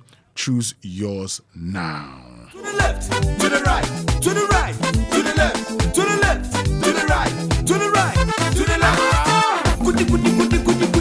But of course, it's your birthday today, so happy birthday to the CEO of Kisdor Training Institute at Ashaiman, Lebanon, Mrs. Dora Kenna. The message is, you are fondly loved and appreciated so much. And this is from Elvis, Washington, to you. Happy birthday to you. But before we wrap it all up, okay, as Ghana marks its cultural and heritage this month, the talking drum, an instrument that transcends music, serves as a powerful medium for relaying messages, asserting authority, and preserving culture within traditional societies for centuries. And in this report, Ibrahim Mahama is telling us more about the talking drum. Listen. The Center for National Culture, the rhythm rises into the air, steady and measured. To the unfamiliar ear, it is music, but to those who understand, it is a language. This is the etumpan, the talking drum, a centuries-old system of communication that once carried the voice of kings across communities. Etumpan in Akan is a word believed to have been borrowed from northern Ghana, tracing a history of cultural exchange between the Asante people and their northern neighbors. But its role within Asanteman would grow far beyond its name. Long before microphones, long before mobile phones, the drum was the bridge between the palace and the people. Cultural historian Nana Domfejiabo explains that the system was both structured and deeply symbolic. Whatever information the king gives out to the chiefs, they also, through the linguist, will also let it be known to the divine drummer. A person that played this was called divine drummer. Even today, within traditional settings, the drum retains its authority. When a chief walks through the palace, the drum speaks ahead of him, announcing presence, reciting praise, shaping perception. In some moments, it does even more. So we need to preserve it so that the generation yet unborn will come and understand that this is where we are progressing to. We are right here at the Cultural Center in Kumasi. My name is Ibrahim Mahama. Coffee in your cup and joy on the set. The Super Morning Show is always the best bet on Joy 99.7 FM. Looking for you for days. Ooh, I just want to say, my hair, you take for my hair. I know fit to reset, I know fit to connect. Waiting there, your back, say make a defend. I know fit to defend, even if I play defense. Yeah. I won't comport myself, I can't. I fall for you down flat, I fall for you down flat. Now who no, but no, you bad. I swear you bad. I swear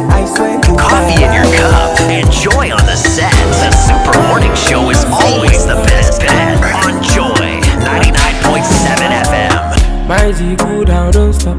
Time they cool down, don't stop. Plenty enemies, don't talk. Silence, money, don't shout. Very soon you go pop champagne and a bad ammo. Machiliama, how do you know? Very soon you go pop champagne and a bad ammo. Machiliama, how do you know? Heaven, I wanna ride it. Heaven, I wanna ride now. Heaven, I wanna ride it. How do you know? Heaven, I wanna ride it. Heaven, I wanna ride it. Heaven, I wanna ride it. How do you know? Get up, stand up, do your thing. Don't worry, do your thing. Wele, seba, who party? I found 3 months while I got it. Auntie, I'm afraid, send you a baby, I am sassy. Near to Shabby, I am sassy. I tell you, I'm going to do this. Take 20 at the very sun.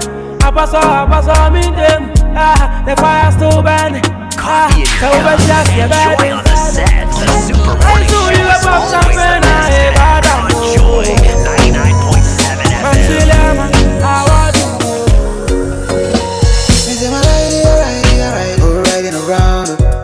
Joy 99.7 FM. It's your cool.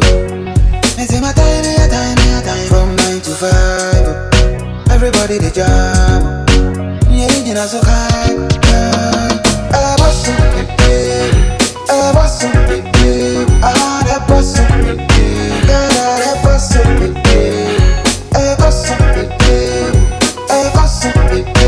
I was so big. I was so big.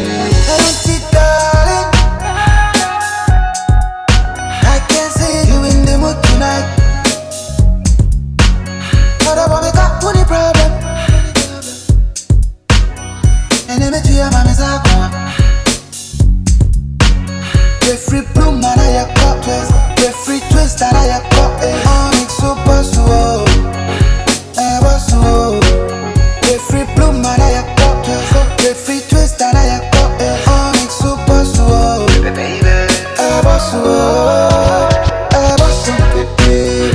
I was so big. I was so big. I was so big. I was so big. I was so big.